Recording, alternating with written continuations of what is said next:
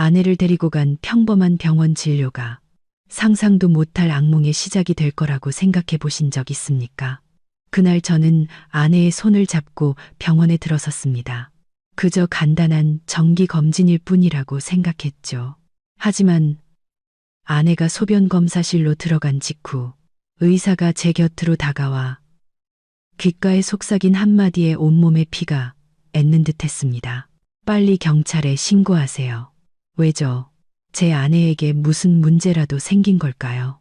그 말 뒤에는 과연 무엇이 숨겨져 있었을까요? 다음 날 밝혀진 진실은 모두를 경악하게 했습니다. 그날은 바람이 선선하게 불어오는 쾌청한 날이었지만 제 마음은 천근만근 무거웠습니다. 아내 지은이가 요즘 들어 자꾸 피곤해하고 얼굴은 창백해졌으며 밥도 제대로 먹지 못했기 때문입니다. 제가 계속 재촉한 끝에야 아내는 저와 함께 병원을 찾았습니다. 아직 젊고 착하며 누구보다 성실한 아내였습니다.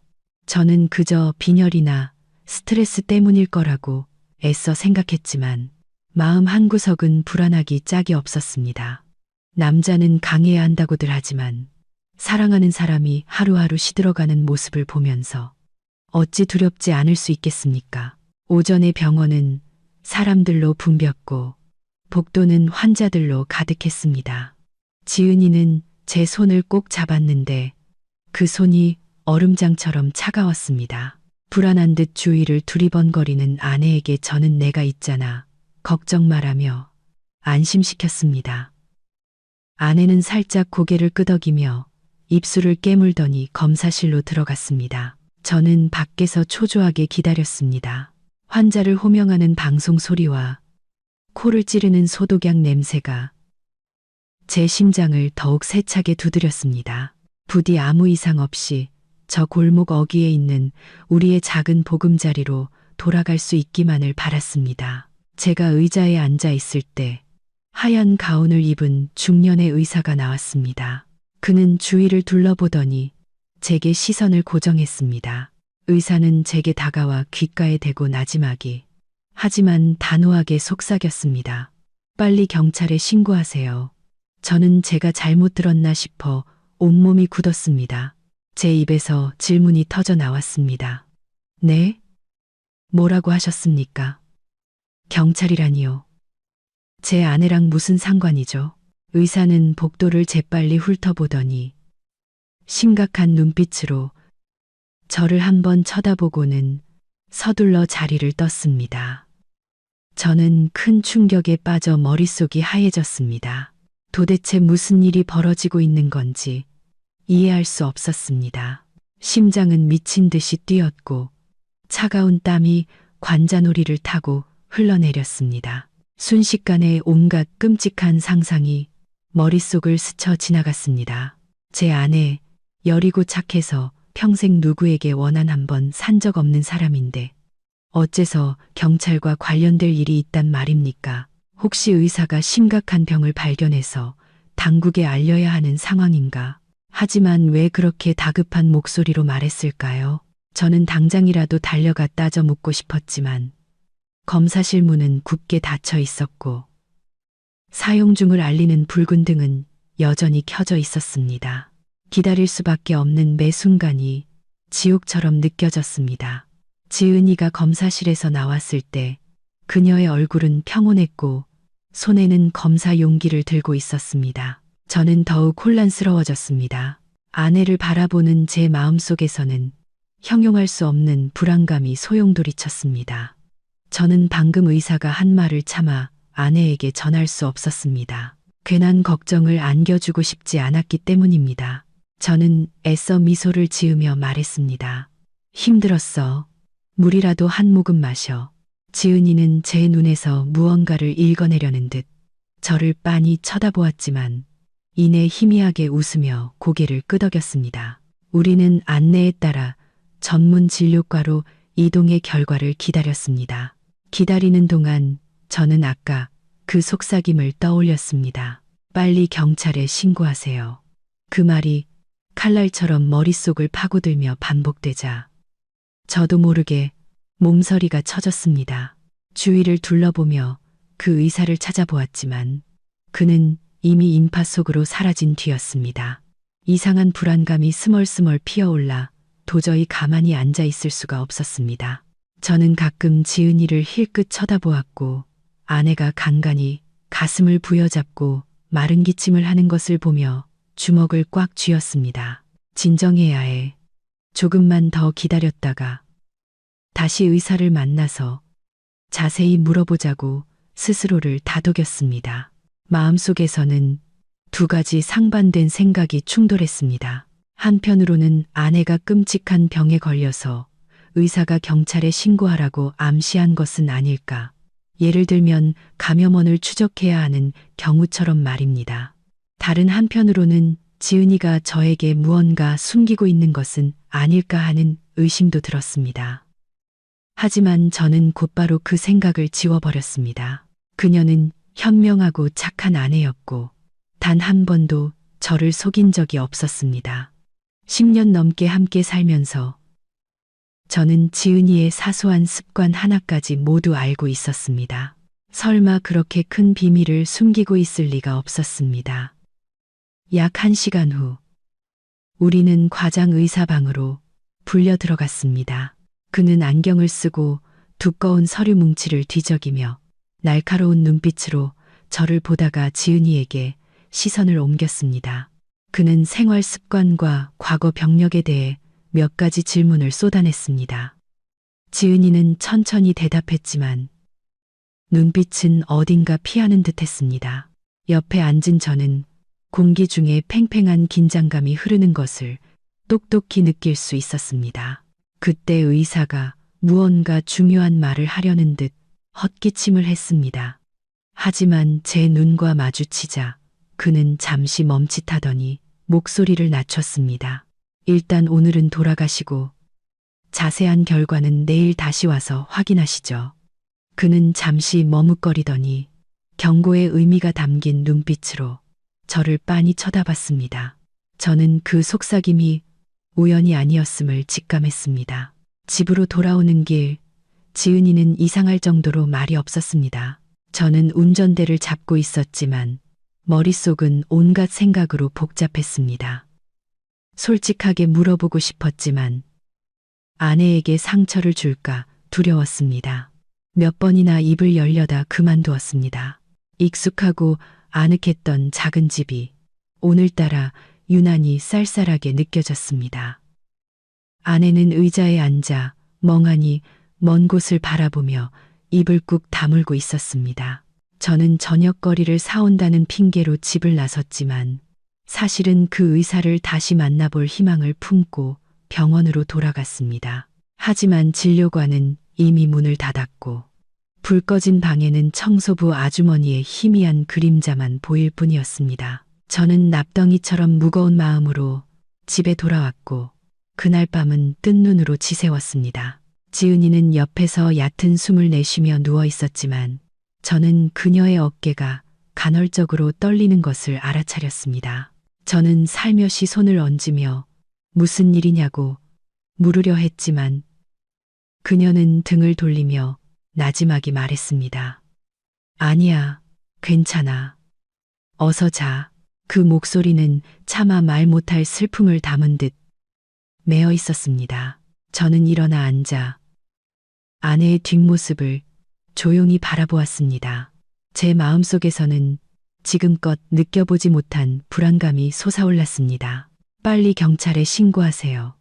의사의 그 한마디가 저주처럼 머릿속을 끊임없이 맴돌았습니다. 다음 날 아침 저는 일찍 일어나 아내를 위해 죽을 끓이고 푹 쉬라고 당부했습니다. 제가 대신 결과를 받아오겠다고 했지만 지은이는 기어코 함께 가겠다고 고집을 부렸습니다. 보기 드물게 단호함이 서린 그녀의 눈빛에 저는 더 이상 말릴 수 없었습니다. 부부는 다시 병원으로 향했습니다. 아직 봉인된 결과지를 손에 쥐었을 때 제 심장은 요동쳤습니다. 우리는 과장 의사방으로 들어갔습니다. 그는 어제보다 훨씬 더 엄숙한 표정으로 우리를 바라보았습니다. 그는 서류를 펼치더니 날카로운 눈빛으로 저를 쳐다보았습니다. 그리고는 마치 잔잔한 호수에 돌을 던지듯 천천히 한 글자 한 글자 힘주어 말했습니다. 마음의 준비를 하셔야겠습니다. 이 진실은 법과 그리고 생명과 관련된 문제입니다. 저는 숨이 뗀는 듯 했고 눈을 크게 떴습니다. 지은이도 얼굴이 새하얗게 질려 입술을 파르르 떨었습니다. 진료실은 무서운 정적에 휩싸였습니다.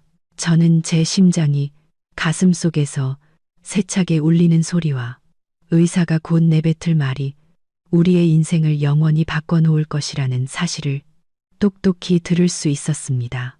진료실의 공기는 마치 굳어버린 듯 했습니다. 벽에 걸린 시계의 초침이 똑딱거리는 소리만이 무거운 침묵 사이를 파고들었습니다. 저는 마른 침을 삼켰습니다. 머릿속에는 수백 개의 질문이 떠올랐지만 차마 입 밖으로 내뱉지 못했습니다. 과장 의사는 나지막이 한숨을 쉬었습니다. 그는 검사 결과지를 책상 위에 내려놓고 한참 동안 저를 바라보다가 무겁고 낮은 목소리로 입을 열었습니다. 진정하셔야 합니다. 검사 결과 아내분의 소변 샘플에서 형사사건에 주로 사용되는 맹독성 물질이 소량 검출되었습니다. 그래서 저희는 즉시 경찰에 신고하시라고 권고할 수밖에 없었습니다. 그 말을 듣는 순간 온몸이 차갑게 식었습니다.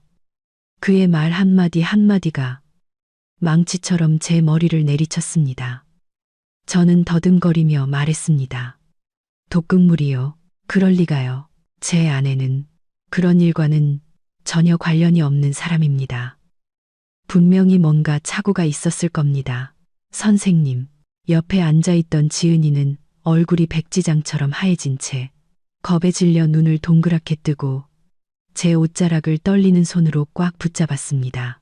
그녀는 간신히 목소리를 냈습니다. 저는 왜 그런 건지 전혀 모르겠어요. 이상한 걸 먹거나 만진 적도 없는데 그녀의 목소리는 눈물에 잠겨 금방이라도 터져 나올 듯 했습니다. 의사는 손가락으로 책상을 톡톡 두드리며 엄격하면서도 동정심 어린 눈빛으로 말했습니다. 저희가 아주 정밀하게 검사했습니다. 이 물질은 인체에서 자연적으로 생성될 수 없습니다. 보통 누군가 음식이나 음료에 의도적으로 넣었을 때 나타나는 현상입니다. 이건 지은 씨의 건강뿐만 아니라 생명이 걸린 문제입니다. 조금만 늦었더라면 돌이킬 수 없는 결과로 이어졌을 겁니다. 그는 잠시 말을 멈추더니 목소리를 낮췄습니다. 그래서 제가 어제 선생님께 귓속말을 할 수밖에 없었던 겁니다. 이건 가볍게 넘길 사안이 아닙니다. 그 말을 듣자 심장이 멎는 것 같았고 숨막히는 기분이 저를 덮쳤습니다. 제 아내가 독살당하고 있었다니 누가 이토록 잔인한 짓을 할 수 있단 말입니까? 저는 지은이의 손을 꽉 잡았습니다. 그녀의 손은 얼음장처럼 차가웠고 마치 악몽에서 막 깨어난 사람처럼 식은땀이 흥건했습니다. 저는 의사의 눈을 똑바로 쳐다보며 이를 악물고 물었습니다. 선생님, 솔직하게 말씀해 주십시오. 이게 얼마나 심각한 상황입니까? 제 아내를 살릴 수 있습니까? 의사는 고개를 끄덕이며 침울한 눈빛으로 말했습니다. 조기에 발견했고 독의 근원을 차단하면 살릴 수 있습니다. 하지만 중요한 것은 누가 이 배후에 있는지를 밝혀내는 것입니다. 그렇지 않으면 아내분은 결코 안전할 수 없을 겁니다. 저는 할 말을 잃었습니다. 모든 것이 빙글빙글 돌았고 수많은 얼굴들이 머릿속에 떠올랐습니다. 누가 우리 부부를 해치려 했는지 생각해 보려 했지만 아무것도 떠오르지 않았습니다. 우리는 조용히 살았고 누구와도 원한을 진 적이 없었기 때문입니다. 저는 지은이를 돌아보았습니다. 그녀는 입술을 굳게 깨물고 있었고 그 눈에는 두려움과 무력감이 뒤섞여 있었습니다. 저는 그녀의 어깨를 꽉 끌어안으며 속삭였습니다. 내가 무슨 일이 있어도 널 지켜줄게. 약속할게. 눈물이 지은이의 뺨을 타고 흘러내렸습니다. 그녀는 제 가슴에 얼굴을 묻었고 어깨는 가늘게 떨리고 있었습니다. 의사는 천천히 말을 이었습니다. 두 분은 이 사실을 비밀로 하시고 다른 사람에게 절대 알리지 마십시오. 제가 관련 서류를 수사기관에 전달하겠습니다. 하지만 다시 한번 말씀드리지만 지은 씨의 목숨이 위협받고 있습니다. 각별히 조심하셔야 합니다. 그는 말을 멈추고 무언가 더 당부하려는 듯 저를 쳐다보았지만 이내 입을 다물었습니다. 아마 작은 실수 하나가 배우의 범인을 더 자극할 수 있다고 생각한 모양입니다. 우리는 무거운 마음으로 진료실을 나섰습니다. 지은이는 제 손을 어찌나 세게 잡았는지 손톱이 살을 파고드는 것이 느껴졌습니다. 병원 문을 나서자 아침 햇살이 쏟아졌지만 제 눈에는 온통 잿빛으로 보였습니다. 돌아오는 길, 지은이는 넋이 나간 얼굴로 침묵을 지켰습니다. 저는 운전을 하면서도 마음속으로 격렬하게 갈등했습니다. 가족에게 말해야 할까? 아니면 숨겨야 할까? 바로 경찰에 신고해야 할까? 아니면 단서를 더 찾아볼 시간을 벌어야 할까? 머릿속은 출구를 찾을 수 없는 미로처럼 복잡했습니다. 집에 도착해서 저는 지은이를 소파에 앉혔습니다. 그녀는 저를 꽉 껴안으며 떨리는 목소리로 말했습니다. 여보, 누가 날 죽이려 하는 걸까요? 난 누구에게도 잘못한 게 없는데 혹시 지은이는 말을 잇지 못하고 황급히 손으로 입을 막았습니다.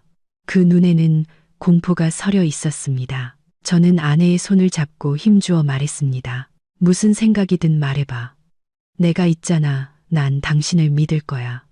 지은이는 눈물을 흘리며 메인 목소리로 말했습니다. 혹시 가족 중에 누가 내가 살아있는 걸 원치 않는 건 아닐까 무서워요. 그 말은 마치 제 귀에 꽂히는 벼락과 같았습니다. 저는 아무 말도 하지 못하고 머릿속이 텅 비었습니다. 가족이라니, 설마 혈육이 그렇게 잔인한 짓을 저지를 수 있단 말인가? 하지만 돌이켜보면 지은이는 지난 몇 년간 며느리로서 많은 서름을 겪어야 했습니다. 시어머니인 박 여사님은 원래 엄격한 분이라 며느리를 질책하는 일이 잦았습니다. 고향집에 내려갈 때마다 저는 지은이가 묵묵히 모진 말을 견디는 모습을 보았습니다. 하지만 그렇다고 해서 며느리를 해치려 할 정도일까요? 그 생각에 이르자 저도 모르게 몸서리가 쳐졌습니다. 끔찍한 생각이 머리를 스쳤지만 저는 황급히 고개를 저었습니다. 아무리 그래도 어머니인데 믿을 수 없었습니다. 그날 밤 집은 침묵에 잠겼습니다. 지은이는 제 옆에 누워 가끔씩 깜짝 놀라며 잠에서 깼고 어둠 속을 내탄 눈으로 바라보곤 했습니다. 제가 계속 등을 토닥여준 후에야 겨우 잠이 들었지만 저는 한숨도 잘 수 없었습니다. 의사의 말, 지은이의 겁에 질린 눈빛, 모든 것이 뒤섞여 악몽처럼 저를 짓눌렀습니다. 저는 이 순간부터 우리 가족의 삶이 예전처럼 평온하지 않을 것임을 직감했습니다. 어떤 비밀이 서서히 드러나며 우리를 예상치 못한 소용돌이 속으로 끌어들이고 있었습니다. 다음 날 아침, 저는 경찰에서 일하는 친한 친구인 김 형사에게 전화를 걸기로 결심했습니다. 저는 아직 떨리는 목소리로 사건의 개요를 간략하게 설명했습니다. 김 형사는 한참 동안 침묵하더니 말했습니다. 이건 아주 심각한 사건이야. 절대 섣불리 행동하지 마. 정보를 철저히 비밀로 하고 아내 주변의 모든 것을 자세히 지켜봐. 우리가 비밀리에 수사에 착수할게. 김 형사의 말은 저를 더욱 불안하게 만들었지만 동시에 이 상황에서 유일한 의지처가 되어주었습니다. 적어도 이제 혼자는 아니었습니다. 지은이는 부엌에 앉아 김이 모락모락 나는 죽 그릇을 멍하니 바라보고 있었습니다. 저는 그녀 옆에 앉아 이마에 헝클어진 머리카락을 부드럽게 넘겨주며 말했습니다. 너무 많이 생각하지 마. 우리 꼭 이겨낼 수 있을 거야. 하지만 제 마음속으로는 폭풍우가 이제 막 시작되었음을 알고 있었습니다. 지은이를 해치려는 자는 아직 저밖에, 어쩌면 우리 아주 가까이에 있을지도 모릅니다. 그리고 평범한 남편이었던 저는 이제 이 위험한 암투 속에서 아내를 지키는 방패가 되어야만 했습니다. 지은이는 저를 바라보았습니다. 그 눈빛에는 극심한 공포와 함께 깊은 믿음이 담겨 있었습니다. 저는 그녀를 품에 안았고 머릿속에는 조용한 맹세가 울려 퍼졌습니다.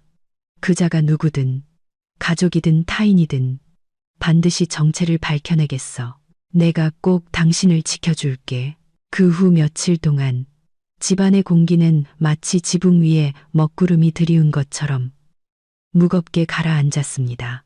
지은이는 거의 식사를 하지 못하고 그저 조용히 앉아 먼 곳을 바라볼 뿐이었습니다.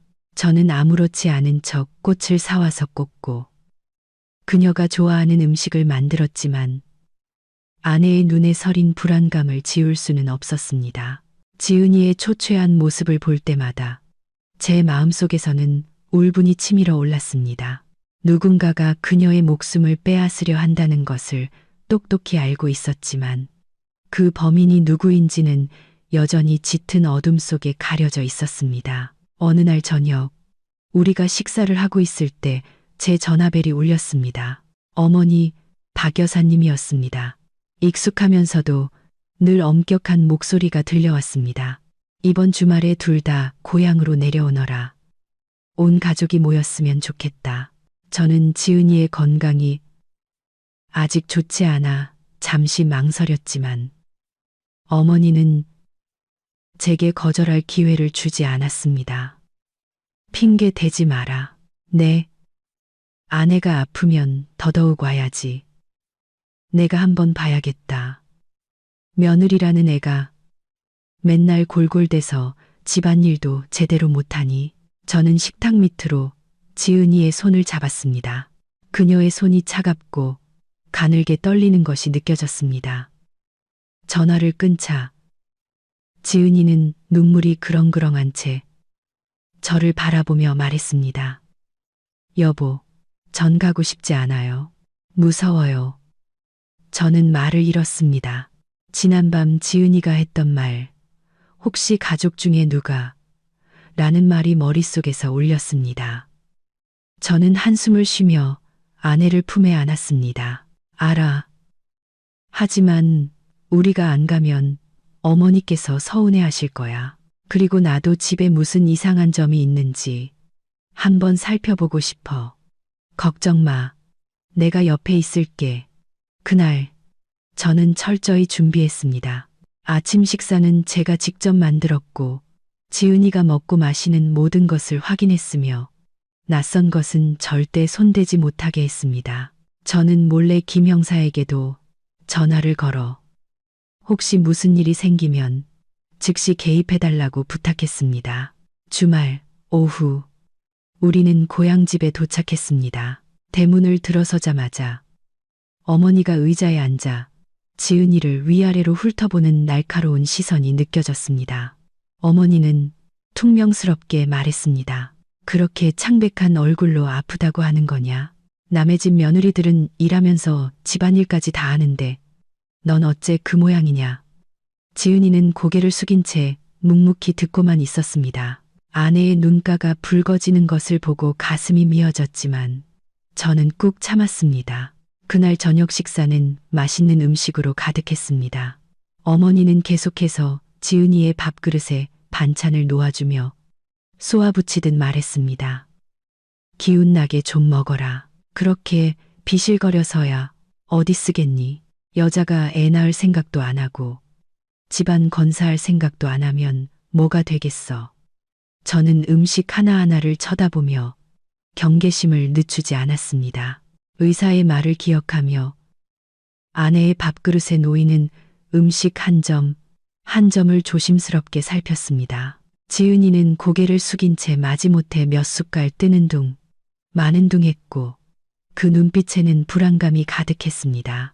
식사 후 저는 몰래 상황을 살폈습니다. 어머니가 부엌에서 유난히 오래 머무는 것을 발견했습니다.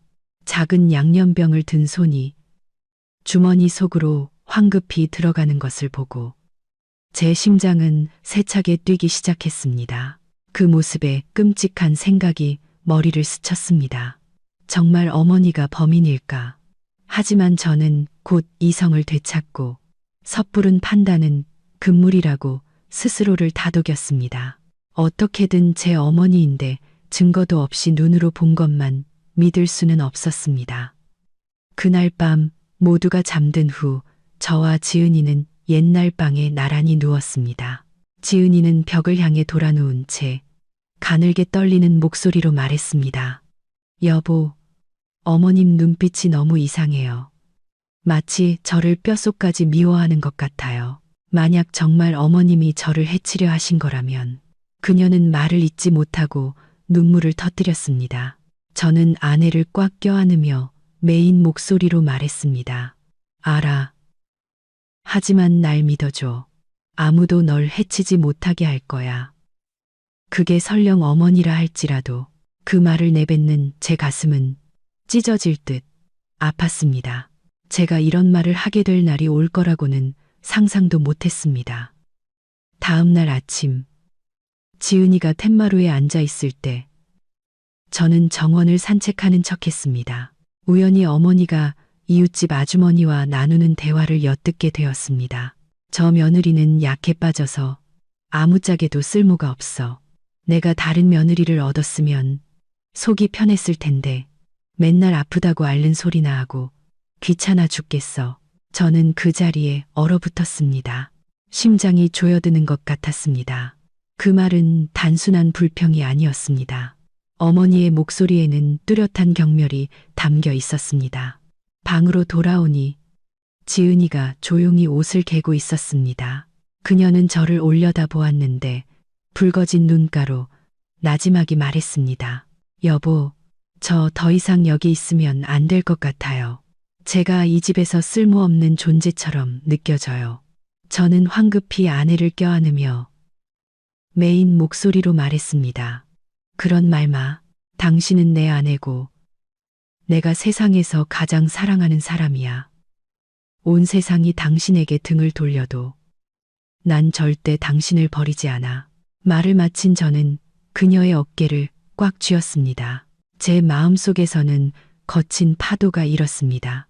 저는 의사의 경고가 단순한 의학적 조언이 아니라 가장 가까운 사람으로부터 오는 예측 불가능한 위험을 암시하는 것이었음을 믿기 시작했습니다. 도시로 돌아온 날, 저는 더욱 경계심을 늦추지 않았습니다. 집안의 모든 것은 제가 지은이를 위해 준비했습니다. 식사부터 물 한 잔까지, 심지어 부엌과 거실에 작은 카메라까지 설치했습니다. 김 형사가 전화를 걸어 당부했습니다. 잘하고 있어. 의심스러운 건 뭐든 증거로 남겨둬. 우리가 곧 움직일 테니 넌 침착해야 해. 그날 저녁 카메라 영상을 돌려보던 저는 이상한 점을 발견했습니다.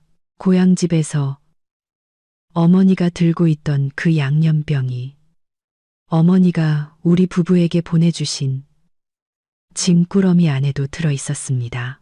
어머니는 지은이 몸보신하라고 직접 담근 장이라며 먹으라고 하셨습니다.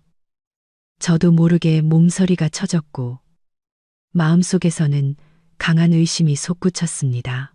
저는 감히 지은이에게 그것을 먹일 수 없었고 조용히 찬장 깊숙한 곳에 넣어둔 뒤 내일 김 형사에게 가져가 검사를 의뢰하기로 마음먹었습니다.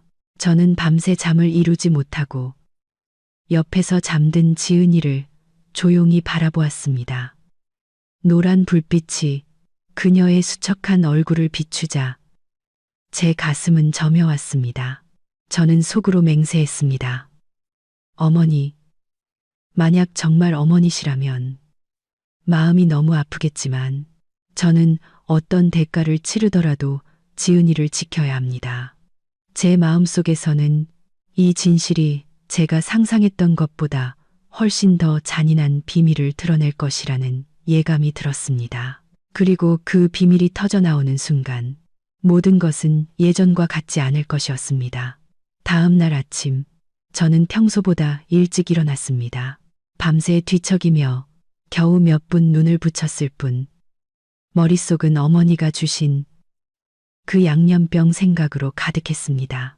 그 작은 병이 이제 제 심장을 짓누르는 거대한 짐이 되어버렸습니다. 아직 잠들어 있는 지은이를 보니 숨소리는 평온했지만 얼굴에는 여전히 피로감이 남아 있었습니다. 제 마음이 아려왔습니다. 저는 아내의 헝클어진 머리카락을 부드럽게 쓸어 넘기며 약속하듯 속삭였습니다. 내가 진실을 밝혀낼게. 걱정하지 마. 저는 조심스럽게 그 병을 가방에 넣고 급한 일이 생겼다는 핑계를 대고 밖으로 나갔습니다. 길을 가면서 김 형사에게 전화를 걸었습니다. 다급한 목소리였습니다. 자네가 급히 확인해줘야 할 게 있어. 이게 아마 의사가 말했던 독의 출처일지도 몰라.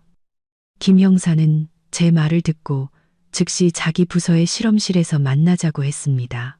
제가 도착했을 때 김 형사는 이미 기다리고 있었습니다. 그의 심각한 표정은 평소의 쾌활한 모습과는 달랐습니다. 저는 여전히 떨리는 손으로 양념병을 건넸습니다. 김 형사는 장갑을 끼고 병뚜껑을 열어 냄새를 맡아보더니 즉시 미간을 찌푸렸습니다. 이상한 냄새가 나. 이건 그냥 평범한 양념이 아니야. 그는 즉시 샘플을 검사실로 보냈습니다. 기다리는 동안 우리 둘은 말없이 마주 앉아 있었습니다. 시간은 느리게 흘렀고 1분이 1시간처럼 느껴졌습니다. 마침내 결과가 나왔습니다. 김 형사는 종이를 들고 읽더니 책상에 세게 내려놓으며 긴장된 눈빛으로 저를 쳐다보았습니다. 병 안에서 맹독성 화합물의 흔적이 검출됐어. 바로 이것 때문에 자네 아내가 중독된 거야.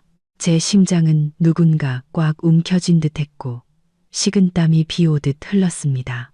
저는 제 귀를 믿을 수 없어 얼어붙었습니다. 그렇다면 이 양념병이 원인이었다는 말인가? 그리고 이 병은 제 어머니가 직접 주신 것이었다. 머리가 어지러웠고 눈앞의 모든 것이 흐릿해졌습니다. 저는 목구멍에 걸린 울음을 간신히 삼키며 갈라진 목소리로 물었습니다. 김 형사, 확실한가? 뭔가 착오가 있을 수도 있지 않나? 김 형사는 제 눈을 똑바로 보며 또박또박 말했습니다. 이 결과는 틀릴 수 없어. 하지만 넌 정말 침착해야 해. 아직 누구라고 단정 지을 순 없어. 명확한 조사가 필요해. 알아들었나? 지은이에게는 절대 알리지 마. 더 큰 충격을 받을 테니까. 저는 고개를 끄덕였지만 마음은 수천 개의 칼에 찔린 듯 했습니다. 아직 확실한 증거는 없었지만 이제 모든 의심은 제 어머니에게로 향했습니다. 왜 어머니였을까요? 그동안의 모진 말과 미움이 며느리를 죽이고 싶을 정도의 증오로 변해버린 걸까요? 그 생각에 이르자 심장이 뒤틀리는 것 같았습니다. 한쪽은 저를 낳아주시고 길러주신 어머니, 다른 한쪽은 10년 넘게 기쁨과 슬픔을 함께 나눈 현명한 아내. 저는 두 개의 잔인한 경계선 사이에 갇혀버렸습니다. 집에 돌아오자 지은이가 기대에 찬 얼굴로 저를 맞았습니다. 그녀는 바로 물었습니다. 아침 일찍 어디 갔었어요? 걱정했어요. 저는 당황하며 아내의 손을 살며시 잡고 억지 미소를 지으며 말했습니다. 그냥 친구 좀 만나고 왔어. 일 때문에. 걱정 마. 하지만 지은이의 눈빛에서 저는 뚜렷한 의심을 읽었습니다. 아마 그녀는 무언가 직감했겠지만 침묵을 선택한 듯 했습니다. 그 후 며칠 동안 저는 찢어지는 마음으로 살았습니다. 지은이는 날이 갈수록 더 쇠약해졌습니다. 그녀가 힘겹게 음식을 삼키는 모습을 볼 때마다 제 마음은 더욱 조여왔습니다. 저는 그 양념병을 깊숙이 숨겼지만 그 그림자는 계속해서 저를 괴롭혔습니다. 저는 어머니의 모든 전화를 주의 깊게 살피기 시작했습니다. 이상하게도 어머니는 평소의 무관심과는 달리 지은이의 건강에 대해 계속해서 물었습니다. 하지만 그 말 속에서 저는 여전히 어색함, 심지어 무언가를 떠보는 듯한 느낌을 받았습니다.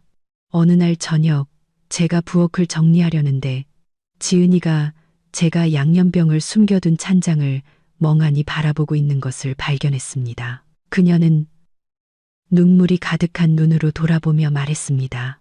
저한테 뭐 숨기는 거 있죠? 당신이 예전 같지 않다는 걸 느껴요. 저는 할 말을 잃었습니다. 어떻게 대답해야 할지 몰랐습니다. 결국 저는 그녀를 꽉 껴안으며 속삭였습니다. 숨기는 거 아니야. 그냥 당신이 평안했으면 해서 그래. 조금만 더 기다려줘. 그러면 전부 말해줄게. 제 마음속은 폭풍우가 몰아치고 있었습니다.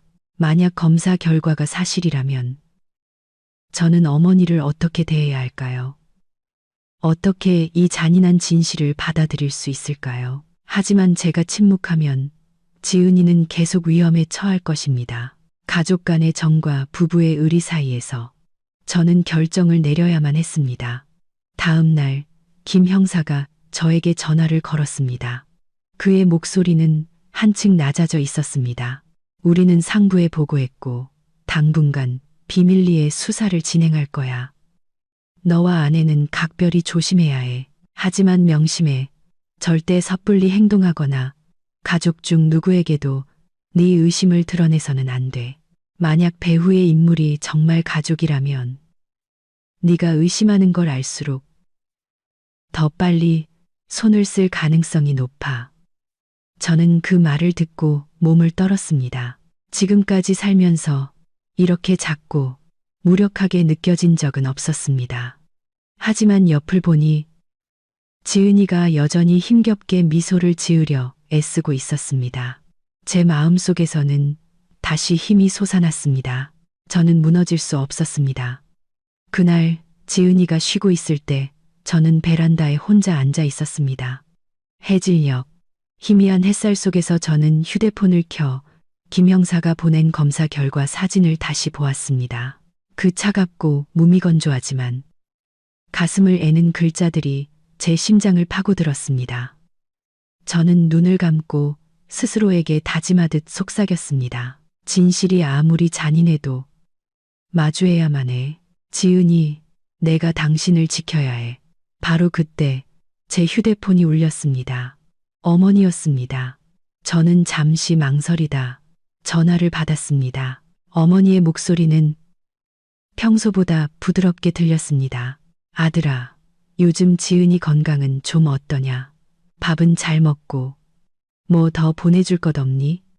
저는 순간 몸서리가 쳐졌고 불안한 기분이 솟구쳤습니다. 어머니는 며느리에게 이렇게까지 신경 쓴 적이 없었습니다. 저는 애써 평정심을 유지하며 말했습니다. 네, 아직 약하지만 제가 잘 챙기고 있어요. 어머니, 힘드시게 안 그러셔도 돼요. 어머니는 잠시 침묵하더니 작게 웃었습니다. 그래, 잘 챙겨라. 하지만 기억해. 밥 잘 챙겨 먹고 저번에 준 양념도 꼭 챙겨 먹어라. 그거 몸에 좋은 거다. 그 말을 듣는 순간 온몸에 소름이 돋았습니다. 저는 몸이 굳었고 휴대폰을 쥔 손에 힘이 들어갔습니다. 어머니의 그 말은 오랫동안 제 마음속에 있던 의심을 확신시켜주는 한 자루의 칼과 같았습니다. 저는 애써 짧게 대답했습니다. 네, 기억하고 있어요. 그리고 황급히 전화를 끊었습니다. 차가운 땀이 등을 타고 흘렀습니다. 저는 의자에 주저앉았습니다. 심장이 터질 것처럼 뛰었습니다. 그렇다면 저는 지금 제 인생에서 가장 고통스러운 진실을 마주하고 있는 걸까요? 제 머릿속에는 단 하나의 질문만이 맴돌았습니다. 만약 지은이를 해치려는 사람이 정말 어머니라면 나는 어떻게 해야 하는가?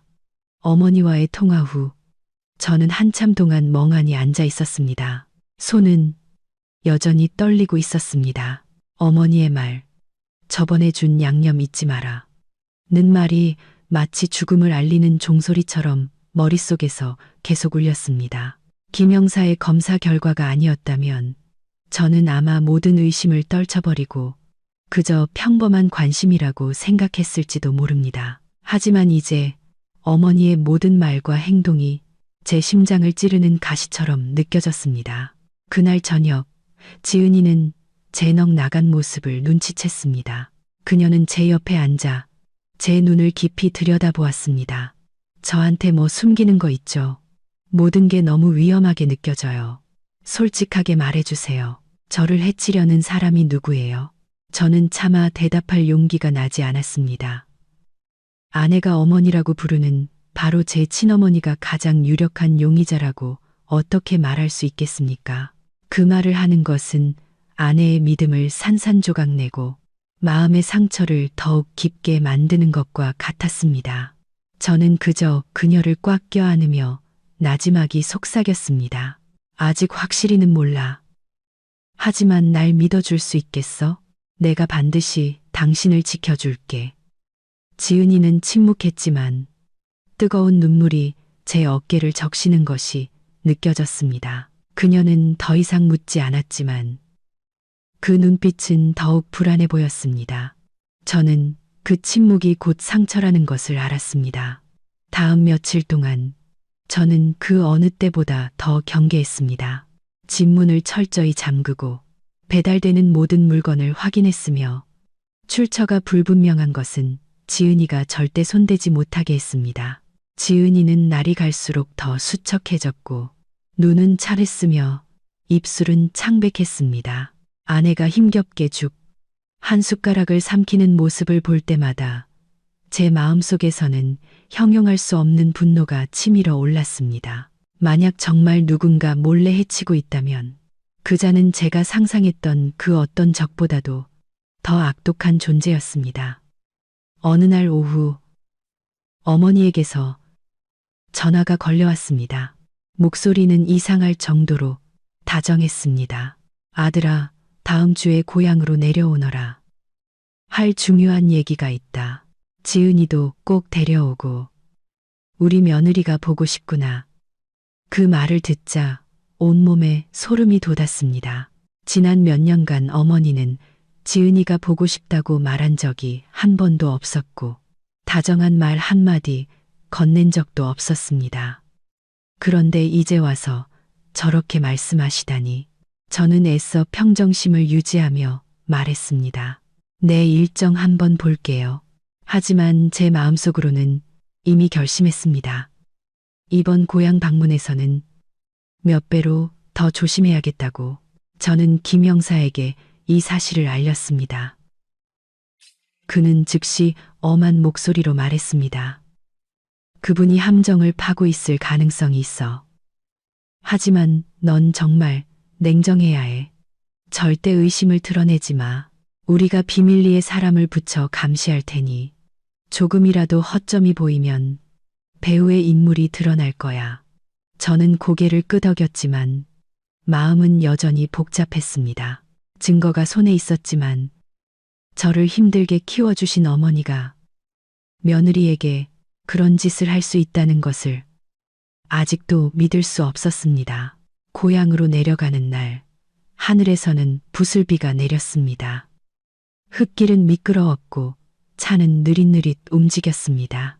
옆자리에 앉은 지은이는 제 손을 꼭 잡고 있었고 그 눈에는 불안감이 가득했습니다. 저는 억지 미소를 지으며 말했습니다. 내가 있잖아. 걱정 마. 하지만 제 마음도 그에 못지않게 불안했습니다. 대문 앞에 도착하니 어머니가 이미 나와 기다리고 계셨습니다. 어머니는 반갑게 말했습니다. 그래, 왔구나. 어서 들어오너라. 맛있는 거 많이 해놨다. 지은이는 고개를 숙여 인사했고 그 얼굴은 창백했습니다. 저는 어머니가 아내를 훑어보는 날카로운 시선 속에 읽기 힘든 무언가가 스쳐 지나가는 것을 똑똑히 보았습니다. 식사 자리에서 어머니는 계속해서 지은이에게 음식을 집어주며 다정하게 말했습니다. 많이 먹어라, 얘야. 너무 말랐구나. 몸보신을 해야 기운이 나지. 저는 음식 하나하나를 쳐다보며 심장이 쿵쾅거렸습니다. 어머니가 음식을 집어줄 때마다 저는 황급히 끼어들었습니다. 제가 집어줄게요. 어머니 쉬세요. 어머니는 저를 힐끗 쳐다보았고 그 눈빛은 순간 차갑게 변했지만 이내 다시 웃었습니다. 그래, 네가 집어주렴. 지은이 많이 먹으라고 하고 저는 아내를 쳐다보았습니다. 그녀는 어색해하며 겨우 몇 숟갈 뜨는 둥 마는 둥 했고 얼굴은 긴장으로 굳어 있었습니다. 식사 후 저는 담배를 피운다는 핑계로 밖에 나갔지만 사실은 문 옆에 숨어 안의 동정을 살폈습니다. 부엌에서 어머니가 누군가와 속삭이는 소리가 들렸습니다. 이번에는 확실하게 해야 해. 계속 이렇게 빠져나가게 둘 순 없어. 저는 그 자리에 얼어붙었습니다. 피가 머리로 쏠리는 것 같았습니다. 어머니는 누구에 대해 말하고 있는 걸까요? 지은이일까요? 저는 당장이라도 뛰어들어가 따져 묻고 싶었지만 이성이 저를 붙잡았습니다. 제가 섣불리 행동하면 모든 것이 틀어지고 배우의 인물은 더욱 경계할 것입니다. 저는 심호흡을 하고 아무 일 없다는 듯이 방으로 돌아갔습니다. 그날 밤 지은이는 또 잠을 설쳤습니다. 그녀는 제 손을 꼭 잡고 속삭였습니다. 여보, 어머님 눈빛이 너무 이상해요. 너무 무서워요. 저는 아내의 머리카락을 부드럽게 쓸어주며 달랬습니다. 알아. 하지만 걱정 마. 내가 혼자 두지 않을게. 무슨 일이 생기면 내가 막아줄게. 지은이는 제 가슴에 얼굴을 묻고 다음 날 아침 저는 우연히 어머니가 부엌에 양념병에 하얀 가루 봉지를 몰래 넣는 것을 보았습니다. 저는 멀리서 그 광경을 지켜보며 심장이 터져 나올 것 같았습니다. 그 장면은 제 마음속에 남아있던 희미한 믿음의 끈을 끊어버리는 마지막 칼날과 같았습니다. 하지만 저는 여전히 아무것도 모르는 척 조용히 방으로 들어가 머릿속으로 계획을 세웠습니다. 저는 이제 김 형사와 함께 모든 것을 밝혀야 할 때가 왔음을 알았습니다. 그날 점심, 저는 몰래 김 형사에게 문자를 보냈습니다. 오늘 밤 준비해줘. 어머니를 덫으로 유인할게.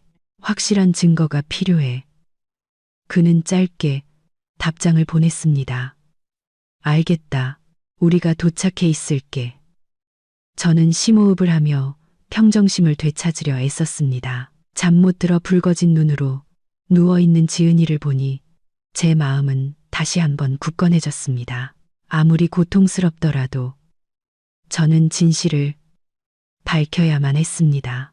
저녁이 되자 집안은 희미한 노란 불빛에 잠겼습니다. 어머니는 저녁상을 차리고 온 가족을 불렀습니다. 저는 조용히 어머니의 행동 하나하나를 관찰했습니다. 어머니가 지은이에게 국그릇을 건넬 때 그 손은 미세하게 떨렸지만 눈에는 이상한 빛이 감돌았습니다.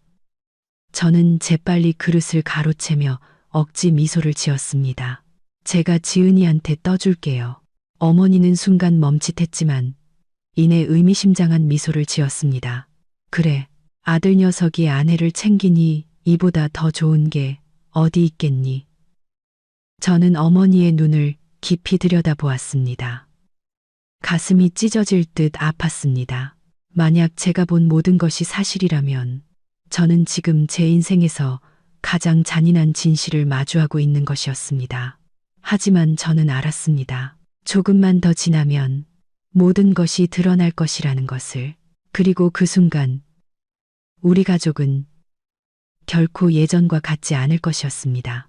그날 밤 억지로 평정심을 유지하며 저녁 식사를 마친 후 저는 지은이 옆에서 뜬 눈으로 누워 있었습니다.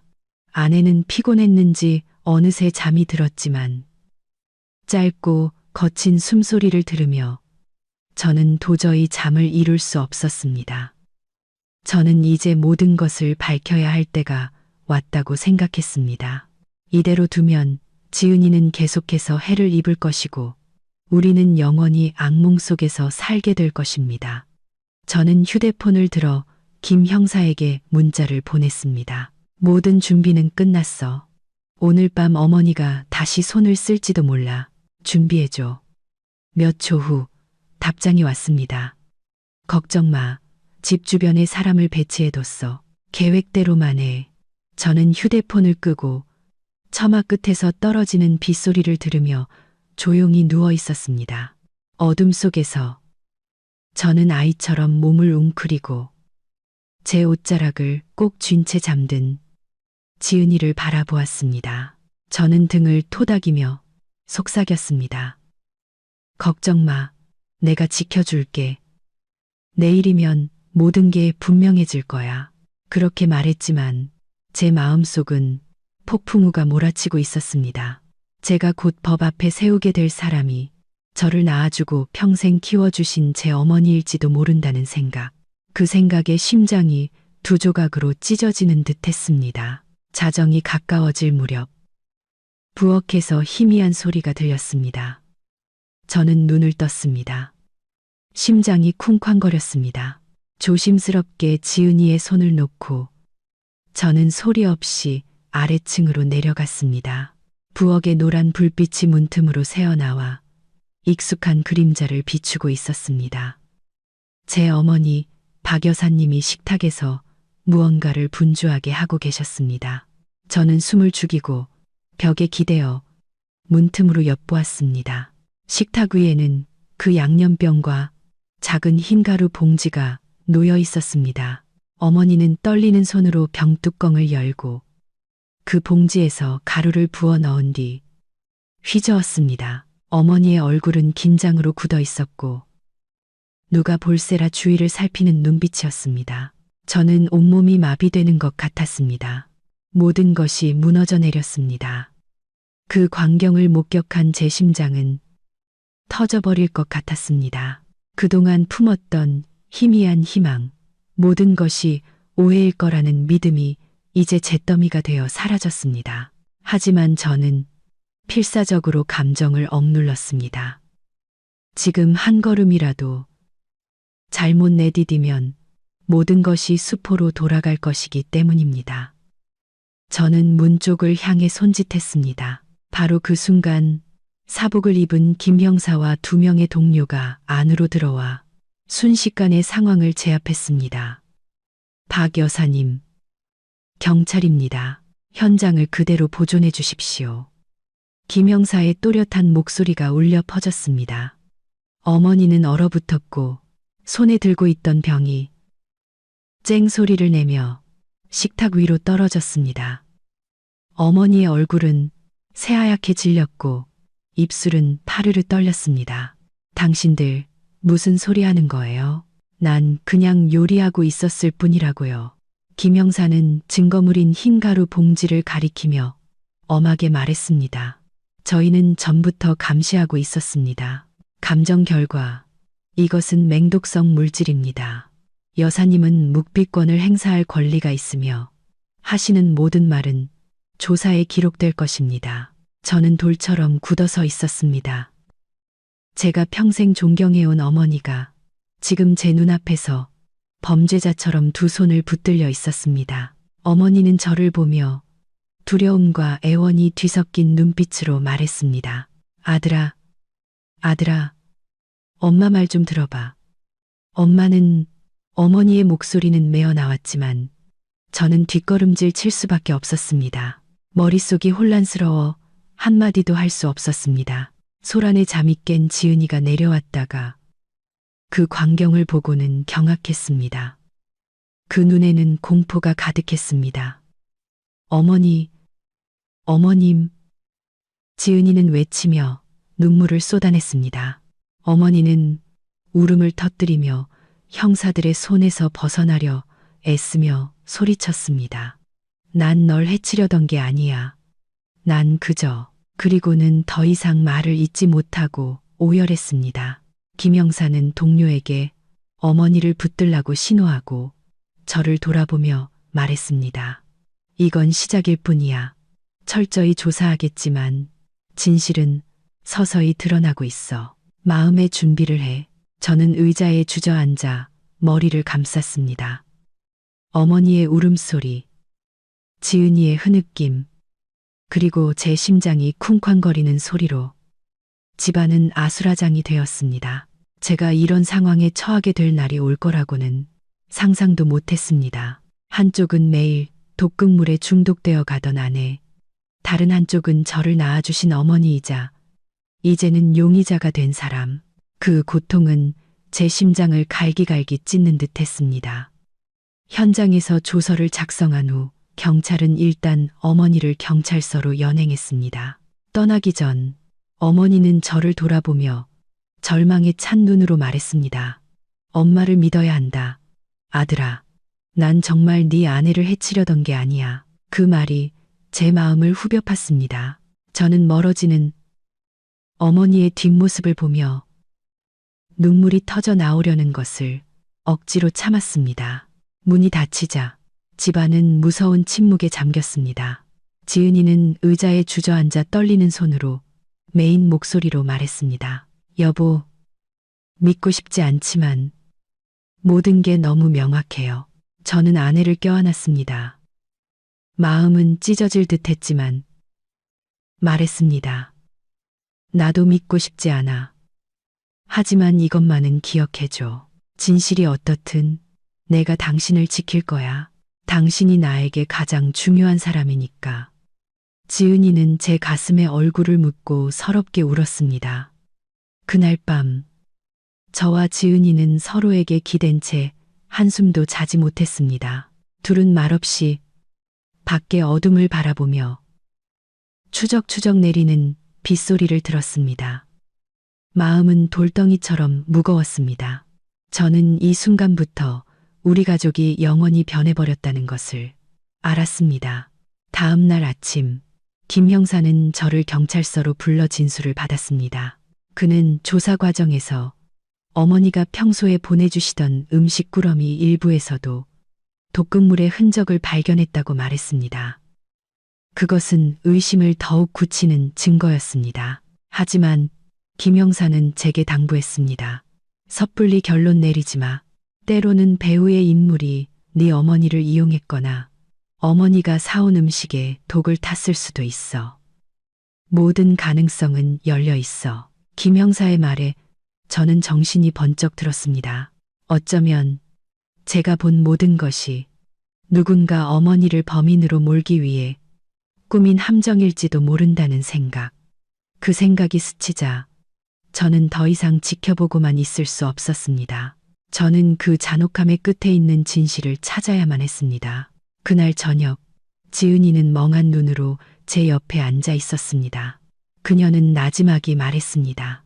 여보, 만약 정말 어머니가 배후에 계신 거라면 당신이 얼마나 고통스러울지 알아요. 당신을 원망하지 않아요.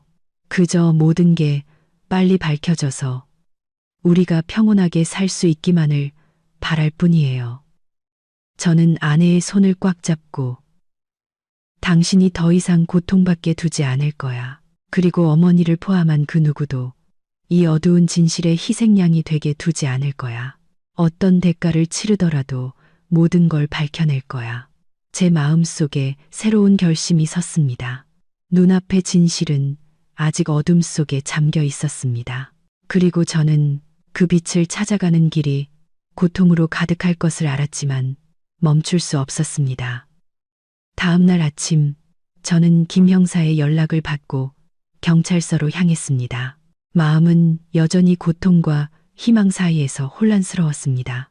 제가 어제 목격한 모든 것이 절대적인 진실이 아니기를, 제가 아직 보지 못한 다른 구석이 있기를 간절히 바랐습니다. 김 형사의 사무실에 들어서자 그는 서류를 검토하며 깊은 생각에 잠겨 있었습니다. 저를 보더니 고개를 끄덕였습니다. 앉아. 지금 당장 들어야 할 이야기가 있어. 저는 긴장으로 손발이 떨렸습니다. 김 형사는 제게 어머니의 초기 진술서를 건넸습니다. 저는 한 줄 한 줄 뚫어지게 읽었습니다. 진술서에서 어머니는 자신이 양념병에 흰 가루를 넣은 것은 인정했지만 그것이 독극물인 줄은 전혀 몰랐다고 한결같이 주장했습니다. 어머니는 예전부터 알던 지인이 집에 찾아와 그것이 지은이의 건강을 위한 보약이라며 며느리를 위해 음식에 넣어주라고 당부했다고 말했습니다. 그 사람은 지은이가 약한 것은 집안의 나쁜 기운 때문이며 이 약이 기운을 다스려 줄 것이라고 했다는 겁니다. 어머니는 그 말을 믿고 따랐을 뿐 자신이 이용당하고 있다는 사실은 꿈에도 몰랐다고 했습니다. 저는 진술서를 읽고 경악했습니다. 머릿속에는 수많은 질문이 떠올랐습니다. 누가 이런 끔찍한 짓을 꾸몄을까? 왜 우리 어머니에게 접근했을까? 그것이 보약이라는 믿음을 어떻게 심어주었을까? 저는 김 형사를 올려다보며 떨리는 목소리로 물었습니다. 어머니 말씀을 믿을 수 있을까요? 죄를 피하려는 거짓말일 수도 있잖아요. 김 형사는 팔짱을 끼고 엄숙한 눈빛으로 말했습니다. 아직 단정할 순 없지만 내 생각에 어머님은 그게 독극물이라는 걸 알만한 지식이 없어 보여. 의심스러운 건 그 가루를 건넨 사람이야. 어머님은 그 사람을 마른 체형에 북쪽 사투리를 쓰는 중년 여성으로 묘사했어. 갑자기 나타났다가 금방 사라지곤 했다더군. 그런 사람 아는 사람 있나? 저는 고개를 저었습니다. 머릿속이 하얘졌습니다. 그 여자는 누구일까? 왜 하필 시어머니를 이용해서 제 아내를 해치려 했을까? 어머니가 주범이 아닐 수도 있다는 생각에 마음이 조금 가벼워졌지만 동시에 등골이 오싹해졌습니다. 배우의 인물은 아직 저 밖에 어딘가에 숨어 정체를 드러내지 않고 있었습니다. 김 형사는 말을 이었습니다. 어머님 댁 찬장에서 다른 가루 봉지들도 몇 개 더 확보했어. 감정 결과 모두 같은 종류의 독극물이었어. 이건 그 여자가 여러 번 찾아왔고 사전에 준비했다는 증거야. 목표는 명백히 지은 씨야. 문제는 왜 그녀를 노렸을까 하는 거지. 김 형사의 질문이 칼날처럼 제 심장을 파고들었습니다. 왜 지은이일까? 그녀는 그저 착한 여자일 뿐. 누구와도 원한을 진 적이 없는데 저는 멍하니 앉아 기억을 더듬었습니다. 지은이는 작은 회사에서 회계사로 일했고 퇴근 후에는 집안일을 돌보는 게 전부였습니다. 친구도 적었고 교류도 많지 않았습니다. 누군가 질투심 때문에 손을 쓴 걸까? 아니면 제가 전혀 모르는 다른 비밀이 있는 걸까? 저는 무거운 마음으로 경찰서를 나섰습니다. 집에 돌아오니 지은이가 창가에 앉아 먼 곳을 바라보고 있었습니다. 저를 보더니 그녀는 급히 일어나 물었습니다. 어머님은 어떠세요? 정말 어머님이? 저는 아내의 차가운 손을 잡고 그녀의 눈을 똑바로 바라보며 말했습니다. 어머니가 직접 해치려 한 게 아니야. 이용당하신 거야. 낯선 여자가 어머니께 그 가루를 주면서 보약이라고 속였대. 그 여자가 진짜 위험한 사람이야. 지은이는 할 말을 잃었고 입술을 달싹이며 말했습니다. 낯선 여자요. 하지만 누구죠? 전 그런 사람과 접촉한 적이 없는데 저는 아내를 품에 안고 나지막이 말했습니다. 당신을 믿어. 하지만 최근 우리 주변에 나타났던 사람이 있는지 잘 생각해 봐야 할 것 같아. 이웃이나 직장 동료 아니면 스쳐 지나간 누구라도. 지은이는 눈물을 흘리며 제 어깨에 얼굴을 묻었습니다. 목이 메어 말했습니다. 여보, 정말 무서워요. 하루하루 지날수록 낭떠러지 위에 앉아있는 기분이에요. 누군가 내 목숨을 노리는데 난 그게 누군지도 모르잖아요. 너무 무력해요. 저는 아내의 갸냘픈 어깨를 꽉 쥐었습니다. 그녀의 떨리는 숨결을 느끼며 제 마음속에서는 강한 결심이 솟아올랐습니다. 저는 아내가 단 하루라도 더 이 공포 속에서 살게 두지 않을 것입니다. 배우의 인물이 누구든 반드시 찾아낼 것입니다. 다음 날 저는 김 형사와 함께 다시 병원을 찾아 처음 저에게 귓속말을 했던 과장 의사를 만났습니다. 그는 우리에게 상세한 검사 결과 기록을 보여주었습니다. 지은이의 몸속에 있는 독극물의 양으로 보아 그것은 여러 주에 걸쳐 서서히 투입된 것으로 보였습니다. 이는 지은이가 어머니가 보내준 음식을 자주 먹거나 고향 집에 갔을 때 함께 식사했던 것과 일치했습니다. 만약 제때 개입하지 않았다면 한 달 안에 지은이의 건강은 완전히 무너졌을 것이라고 했습니다. 그 말을 듣자 저는 식은땀이 흘렀습니다. 그동안 지은이가 죽음의 문턱에 서 있었는데 우리는 아무것도 모르고 있었던 것입니다. 김 형사를 돌아보니 그의 눈빛도 무겁게 가라앉아 있었습니다. 그는 작게 고개를 끄덕였습니다. 적어도 이제 자네가 뭘 해야 할지 알았으니 아내를 지키면서 우리가 진짜 범인을 찾을 때까지 기다려. 그날 저녁 저는 지은이에게 모든 것을 이야기했습니다. 그녀는 한참 동안 말없이 앉아 있다가 문득 무언가 생각난 듯 급하게 말했습니다.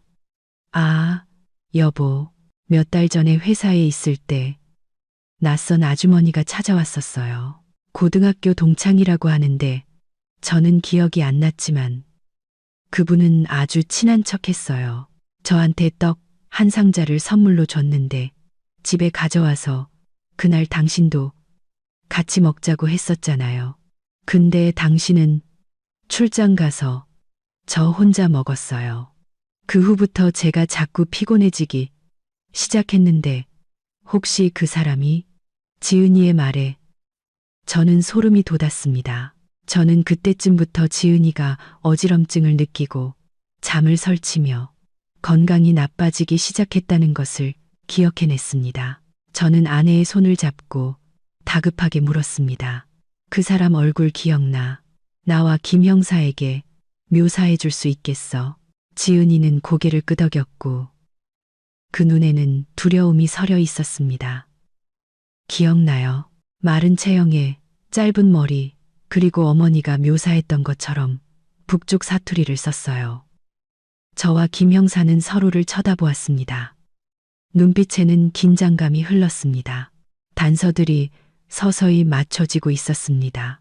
그 낯선 여자는 지은이에게 접근했을 뿐만 아니라 제 어머니까지 이용해서 여러 번 손을 쓰려 했던 것입니다. 이는 그녀의 목표가 단순한 일회성, 해악이 아니라 장기적이고 악독한 음모였음을 증명했습니다. 그날 밤 저는 잠들지 못했습니다. 저는 희미한 스탠드 불빛 아래 잠든 지은이의 수척한 얼굴을 바라보았습니다. 제 마음속에서는 온갖 감정이 휘몰아쳤습니다. 아내에 대한 안타까움, 이 소용돌이에 휘말린 어머니에 대한 고통, 그리고 배우의 인물에 대한 분노. 저는 속삭였습니다. 약속할게. 단 하루도 더 당신이 공포 속에서 살게 두지 않을 거야. 그 여자가 어디에 숨어 있든 반드시 찾아낼 거야.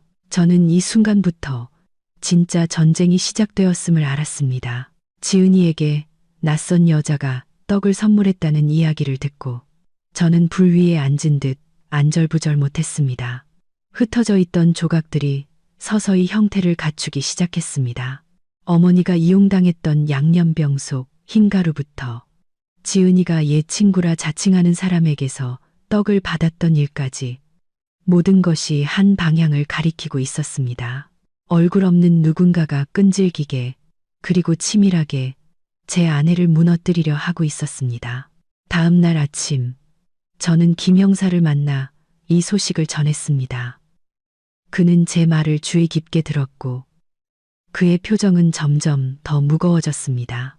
제 이야기가 끝나자 그는 손가락으로 책상을 세게 두드렸습니다. 이거 알아? 지은 씨와 자네 어머님의 묘사가 완벽하게 일치해. 마른 체형, 짧은 머리, 북쪽 사투리. 이 여자는 우연히 한 번 나타난 게 아니야. 자네 아내와 어머니 모두에게 접근했어. 이건 명백한 계획이 있었다는 증거야. 저는 마른 침을 삼켰습니다. 온몸의 피가 차갑게 식는 것 같았습니다. 김 형사는 말을 이었습니다. 지은 씨의 기억을 토대로 몽타주를 작성하게 할 거야. 얼굴이 있으면 단서를 찾기가 더 수월해지겠지. 그날 오후 조용한 사무실에서 지은이는 한 화가 앞에 앉아 있었습니다. 그녀는 눈을 감고 세세한 부분까지 기억해냈습니다. 수척한 얼굴, 날카로운 눈매, 검은 피부, 약간 쉰 목소리, 한 획 한 획 그려질수록 그 얼굴이 서서히 드러났습니다. 마침내 완성된 몽타주가 제 앞에 놓였습니다. 저는 그것을 보고 깜짝 놀랐습니다. 낯선 얼굴이었지만 어딘가 익숙한 느낌이 들었습니다. 저는 기억의 깊은 곳을 헤집었고 문득 떠올랐습니다. 몇 년 전 먼 친척의 결혼식에서 저는 이 그림과 아주 닮은 여자를 본 적이 있었습니다. 그때 그녀는 사람들 속에 섞여 있었지만 누구와도 대화하지 않고 그저 조용히 우리 가족 쪽을 바라보고 있었습니다. 저는 이 사실을 김 형사에게 말했고 그는 즉시 조회를 시작했습니다. 잠시 후 그는 저를 경악하게 하는 정보를 가지고 돌아왔습니다. 이 사람 이름은 최여인. 과거에 사기 및 독극물 관련 전과가 있어. 그런데 기록에 따르면 자네 아버지와 관련이 있었던 걸로 나와. 저는 그 자리에 얼어붙었습니다. 아버지는 몇 년 전에 돌아가셨습니다.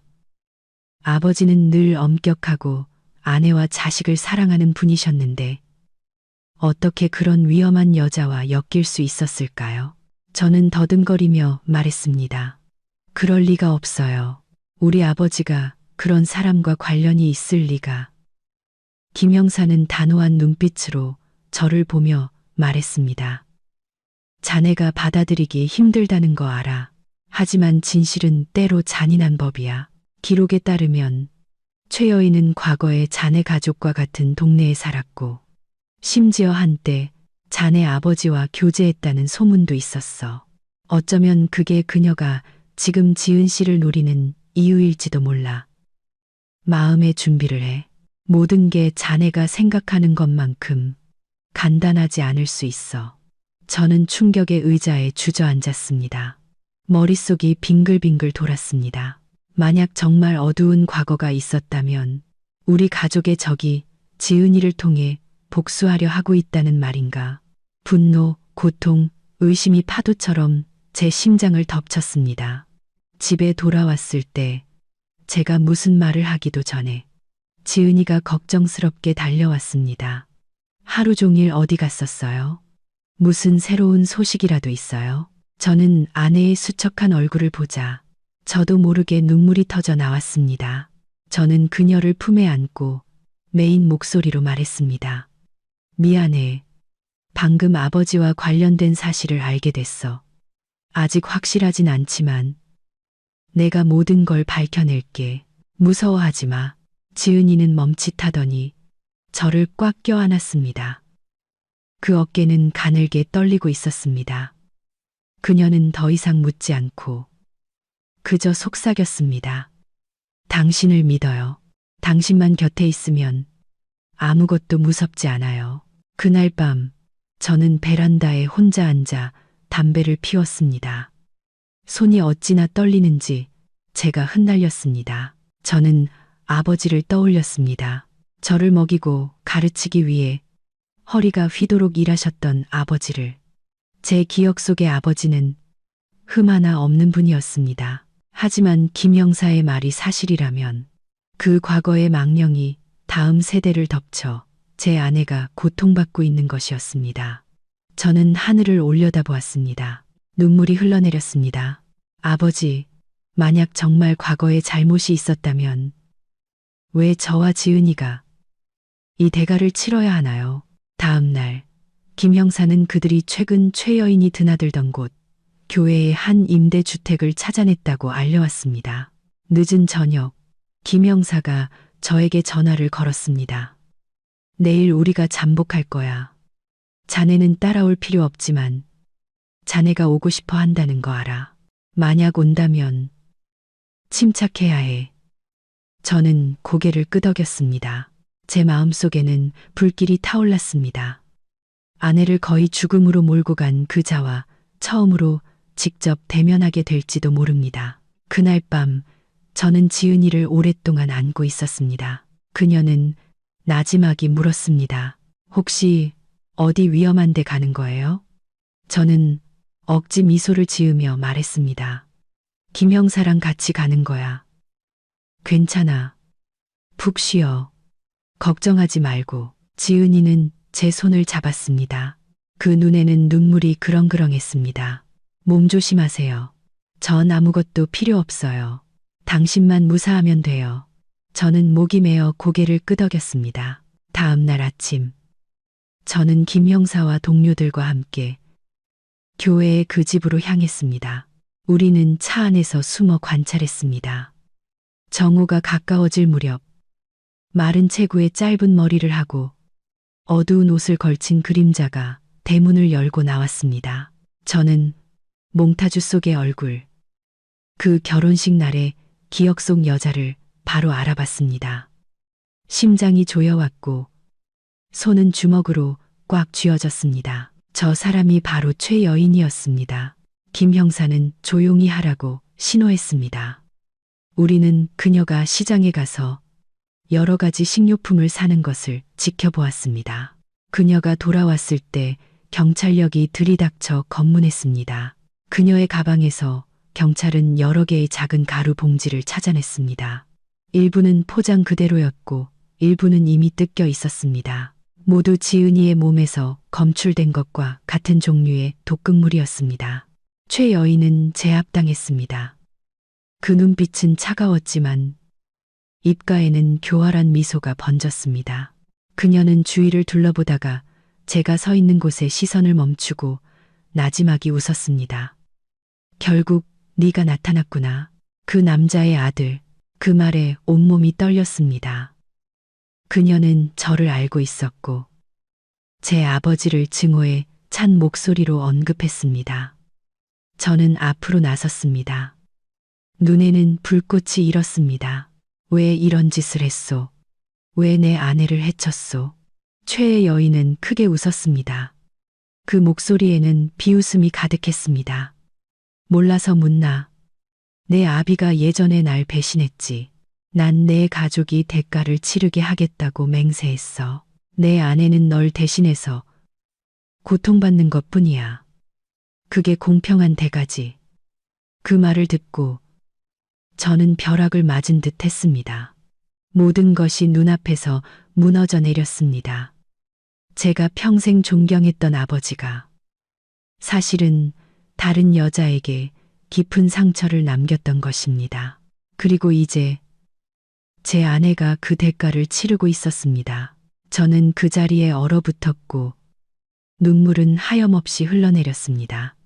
경찰이 최 여인을 연행해 갔지만 그녀의 말은 매 순간 저를 괴롭혔습니다. 내 가족은 대가를 치러야 해. 저는 폭풍우가 몰아치는 마음으로 돌아왔습니다. 저는 이것이 앞으로 닥쳐올 잔인한 진실의 시작일 뿐이라는 것을 알았습니다. 경찰에 연행되던 날, 최 여인이라는 그 여자의 모습이 밤새도록 저를 괴롭혔습니다. 그녀의 말은 칼날처럼 제 심장에 박혔습니다. 내 아비가 날 배신했어. 내 가족은 대가를 치러야 해. 저는 침대에 누워 탄 눈으로 천장을 바라보았습니다. 옆에서는 지은이가 힘든 며칠을 보낸 끝에 잠들어 있었지만 미간은 여전히 찌푸려져 있었고 수척한 얼굴에는 피로가 역력했습니다. 저는 아내를 돌아보며 끝없는 연민을 느꼈습니다. 보호받고 사랑받아야 할 사람이 자신과는 아무 관련도 없는 과거의 원한을 짊어지고 있었습니다. 다음 날 아침, 저는 김 형사를 찾아갔습니다. 그는 두꺼운 서류 뭉치를 제 앞으로 밀며 심각한 표정으로 말했습니다. 이건 최 여인에 대한 자료야. 하지만 더 중요한 건 자네 아버지와 관련된 단서를 찾았다는 거야. 제 심장은 요동쳤고 떨리는 손으로 서류를 펼쳤습니다. 한 장 한 장 넘길 때마다 제 심장은 소금에 절여지는 듯 했습니다. 30여 년 전, 당시 지역 공무원이던 아버지는 최 여인과 한동안 교제했던 것이었습니다. 그들은 결혼하지 않았지만 그녀는 임신까지 했었습니다. 기록에 따르면 그녀는 격렬한 다툼 끝에 유산했습니다. 그때부터 그녀는 원한을 품고 아버지의 가족이 자신의 인생을 망가뜨렸다고 여겨왔습니다. 저는 서류를 읽고 충격에 빠져 눈물을 쏟아냈습니다. 제 기억 속 아버지는 늘 모범적이고 아내와 자식을 사랑하며 큰 소리 한 번 내지 않는 분이셨습니다. 그런데 그런 아버지의 등 뒤에 다른 여자의 인생에 씻을 수 없는 상처를 남겼던 것입니다. 저는 서류를 꽉 쥐고 목이 메어 말했습니다. 왜 아버지는 그런 일을 하셔서 지금 제 아내가 이 대가를 치르게 하시는 겁니까? 김 형사는 제 어깨를 두드리며 낮은 목소리로 말했습니다. 누구도 이런 일이 일어나길 원치 않았을 거야. 하지만 진실은 진실이야. 지금 자네에게 필요한 건 아버지를 원망하는 게 아니라 어떻게 아내를 지키고 현재의 가정을 지킬 것인가 하는 거야. 저는 고개를 끄덕였지만 마음속은 폭풍우가 몰아치고 있었습니다. 이 잔인한 진실이 드러났을 때 지은이를 어떻게 마주해야 할지 몰랐습니다. 집에 돌아오니 지은이가 이불을 개고 있었습니다. 그녀는 저를 올려다보았고 그 눈에는 기대가 가득했습니다. 김 형사님 만나고 오셨어요. 무슨 새로운 소식이라도 있나요? 저는 마치 비밀을 숨기다 들킨 아이처럼 당황하고 어쩔 줄 몰랐습니다. 마침내 저는 지은이를 의자에 앉히고 그녀의 손을 꼭 잡았습니다. 당신에게 이 말을 해야겠어. 아주 힘들겠지만 그 여자, 최 여인은 우연히 우리를 찾아온 게 아니야. 그녀는 예전에 우리 아버지와 관계가 있었어. 몇 년 전 어떤 사고로 아이를 잃었고 그때부터 원한을 품고 우리 가족을 노렸던 거야. 당신은 그녀가 원한을 풀기 위해 선택한 사람이었던 거지. 지은이는 그 말을 듣고 경악했습니다. 그녀의 눈은 커졌고 입술은 파르르 떨렸습니다. 아버지, 아버님이 제가 늘 아버지라고 부르던 분이 그랬다고요? 그녀의 목소리는 메어 나왔고 눈물이 터져 나왔습니다. 저는 정말 무슨 말을 해야 할지 모르겠어요. 당신이 안쓰럽지만 무서워요. 마치 상관없는 원한의 소용돌이에 휘말린 외부인이 된 기분이에요.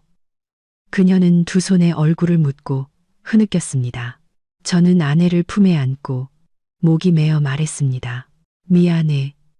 당신은 아무 잘못 없어. 만약 잘못이 있다면 그건 먼저 가신 분의 잘못이야. 맹세할게. 다시는 누구도 당신을 해치지 못하게 할 거야. 당신은 내 아내고 내 가족이야. 과거가 어떻든 그건 변하지 않아.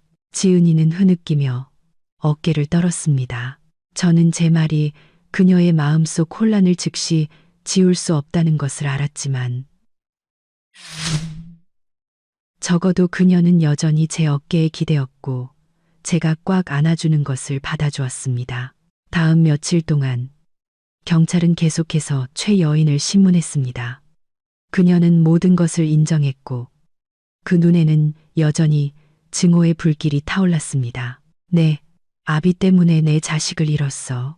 내 평생은 어둠 속에서 살았고 세상의 손가락질을 받았지. 난 내 가족이 내가 겪었던 것처럼 고통받게 해야겠다고 맹세했어. 진술서를 통해 그 말을 들었을 때 저는 분노와 연민을 동시에 느꼈습니다. 한편으로는 지은이를 해친 그녀의 잔인함에 분노했지만 마음 깊은 곳에서는 동정심도 잃었습니다. 모든 것을 잃고 수십 년간 원한을 품은 한 여자가 결국 어둠 속의 괴물이 되어버린 것입니다. 어느 날 오후 저는 고향으로 내려가 아버지의 옛집을 찾았습니다. 어머니가 남겨두신 나무 상자 속을 뒤지다가 우연히 낡은 편지 한 통을 발견했습니다. 떨리는 필체로 최의 여인이라고 서명되어 있었습니다. 편지에서 그녀는 아버지가 자신을 배신했다고 원망하며 태어나지도 못한 아이를 인정해달라고 애원하고 있었습니다. 저는 편지를 읽으며 손을 떨었고 눈물이 번져가는 글자 위로 떨어졌습니다. 그 과거는 꾸며낸 이야기가 아니었습니다. 아버지는 그 비밀을 무덤까지 가져가셨지만 정말로 잘못을 저지르셨던 것입니다. 제가 돌아왔을 때 지은이는 제 손에 들린 편지를 보고 멈칫했습니다. 그녀는 편지를 읽고 눈물을 흘렸습니다. 그녀는 제 손을 잡고 나지막이 말했습니다. 여보, 이제 이해가 돼요. 당신 잘못도 제 잘못도 아니에요. 이건 전생에서부터 이어진 업보 같은 거예요. 하지만 무서워요. 그 여자가 멈출까요? 아니면 이 징후가 우리를 영원히 따라다닐까요? 저는 아내를 숨이 막힐 정도로 꽉 껴안았습니다. 다시는 당신이 고통받게 두지 않을 거야. 그녀는 체포됐어. 법이 심판할 거야. 우리는 강해져서 살아가야 해. 알겠지? 그날 밤 지은이가 잠든 후 저는 거실에 혼자 앉아 있었습니다. 책상 위에는 최여인의 낡은 편지와 아버지의 사진이 놓여 있었습니다. 저는 사진 속 아버지의 엄한 얼굴을 보며 목이 메어 말했습니다. 아버지, 너무나 큰 짐을 남겨주셨네요. 아버지를 원망하진 않지만 너무 고통스럽습니다. 아버지의 잘못 때문에 제 아내가 죽을 뻔했습니다. 제가 어떻게 해야 이 빚을 갚을 수 있을까요? 눈물이 사진을 적셨습니다. 저는 아이처럼 고개를 숙였습니다. 다음 날, 김 형사는 최여인이 기소될 것이라고 알려주었지만 한 가지 당부했습니다. 마음의 준비를 해. 그녀는 전혀 뉘우치지 않아 진술 중에 다른 한 사람을 더 언급했어. 자네 가족에게 접근하는 걸 도와준 사람이 있을 수 있다는 거야. 저는 깜짝 놀라 심장이 다시 조여왔습니다. 모든 것이 여기서 끝나지 않았던 것입니다. 최여인의 배후에 또 다른 그림자가 있을지도 모릅니다. 저는 의자에 주저앉았습니다. 출구 없는 소용돌이에 갇힌 기분이었습니다. 하지만 방에서 나오는 지은이를 보았을 때 그 창백한 얼굴에도 저를 향한 믿음이 가득한 눈빛을 보고 저는 무너질 수 없다는 것을 알았습니다. 저는 아내의 손을 살며시 잡고 속삭였습니다. 끝까지 갈 거야. 진실이 이보다 더 고통스럽더라도 당신이 곁에 있으면 난 견딜 수 있어. 제 마음속에 뜨거운 결심이 불타올랐습니다. 이번에는 어둠이 아무리 짙더라도 저는 진실의 끝까지 가야만 했습니다. 김 형사가 최여인의 진술에 다른 인물이 등장했다고 말했을 때 저는 할 말을 잃었습니다. 지금까지 저는 모든 것이 그녀와 아버지 사이의 개인적인 원한에서 비롯되었다고 생각했습니다. 하지만 배후에 또 다른 자가 있다면 이 음모는 단순한 개인적인 복수가 아니었습니다. 저는 김 형사를 보며 쉰 목소리로 말했습니다. 자세히 말해줘요. 그 사람이 누군데요? 김 형사는 서류를 펼쳐 진술, 녹음 파일의 일부를 들려주었습니다. 최여인의 목소리는 쉬어 있었지만 똑똑히 들렸습니다. 나 혼자가 아니야. 그 집안에 접근하는 걸 도와주고 소식을 전해주고 심지어 어떻게 해야 들키지 않고 손을 쓸 수 있는지 알려준 사람이 있어. 그 사람도 그 집 며느리를 나만큼이나 미워했거든. 저는 그 말을 듣고 몸서리가 쳐졌습니다. 심장이 북처럼 울렸습니다. 며느리를 미워했다. 제 머릿속에는 즉시 어머니의 모습이 떠올랐습니다. 하지만 어머니는 이용당했을 뿐인데 설마 또 다른 누가 있단 말인가. 김 형사는 책상을 두드리며 단호하게 말했습니다. 우리는 그 사람이 자네 가족이거나 아주 가까운 사람일 것으로 의심하고 있어. 그래야만 지은 씨에게 자주 접근할 수 있었을 테니까. 저는 목이 메어 마음속에서 거친 파도가 일었습니다. 어둠의 그림자는 최여인에게서 멈추지 않고 제 가정 안까지 스며들어 있었던 것입니다. 그날 저녁, 저는 돌덩이를 짊어진 듯 무거운 마음으로 돌아왔습니다. 지은이는 거실에 앉아 있었고 창백한 얼굴로 저를 보자마자 물었습니다. 무슨 일 있어요? 여보, 저는 아내에게 숨기려다 그만두었습니다. 우리 사이에 더 이상 숨길 것은 없었습니다. 저는 옆에 앉아 그녀의 손을 잡았습니다. 최여인이 혼자 한 짓이 아니래. 배후에서 돕고 심지어 당신을 해칠 방법을 알려준 다른 사람이 있었어. 그 사람은 우리와 아주 가까운 사람일지도 몰라. 지은이는 그 말을 듣고 온몸을 떨었습니다. 그녀의 눈은 공포로 커졌습니다. 무슨 말이에요? 우리와 가까운 사람이라니. 설마 가족 중에. 저는 아내를 껴안으며 속삭였습니다. 나도 아직 확실하진 않아. 하지만 조심해야 해. 걱정 마. 나와 경찰이 꼭 찾아낼 거야. 지은이는 제 어깨에 얼굴을 묻고 흐느꼈습니다. 전 더 이상 버틸 자신이 없어요. 마치 모든 사람이 저를 죽이려는 사람처럼 보여요. 그날 밤, 저는 잠들지 못했습니다. 아내의 떨리는 숨소리를 들으며 제 마음은 칼로 베이는 듯 아팠습니다. 저는 지은이가 극심한 정신적 충격에 빠져 있으며 제 책임은 진실을 밝히는 것뿐만 아니라 그녀가 계속 살아갈 힘을 주는 버팀목이 되어야 한다는 것을 알았습니다. 다음 날, 김 형사가 저를 경찰서로 불렀습니다. 그는 최여인의 통화 기록에서 다른 여성의 목소리가 발견되었지만 음질이 좋지 않다고 말했습니다. 하지만 분석 결과 그 목소리는 지은이의 지인과 여러 면에서 유사점이 있다고 했습니다. 김 형사는 저를 탐색하듯 물었습니다. 지은 씨가 누구와 심하게 다툰 적 있나? 특히 시댁 쪽에서. 저는 마른 침을 삼켰습니다. 심장이 깼는 것 같았습니다. 동서, 사촌 형수 등의 얼굴이 스쳐 지나갔지만 가장 강하게 떠오르는 사람은 여전히 어머니였습니다. 어머니는 여러 번 지은이를 질책했고 심지어 저 며느리 얼굴도 보기 싫다는 모진 말까지 하셨습니다. 저는 떨리는 목소리로 말했습니다. 있어요. 아마도 제 어머니일 수도 있지만 아직도 믿을 수가 없어요. 믿을 수가 없다고요. 김 형사는 한숨을 쉬었습니다. 자네 심정은 이해하지만 우리는 증거로 말해야 해. 감시팀을 붙여 녹음을 해볼 거야. 만약 정말 관련이 있다면 드러나겠지. 집에 돌아와 어머니를 보았습니다. 어머니는 증거 불충분으로 풀려나 있었습니다. 어머니는 방에 앉아 계셨는데 눈은 매택고 얼굴은 수척했습니다. 제가 들어가자 어머니는 고개를 들었습니다. 눈가가 붉었습니다.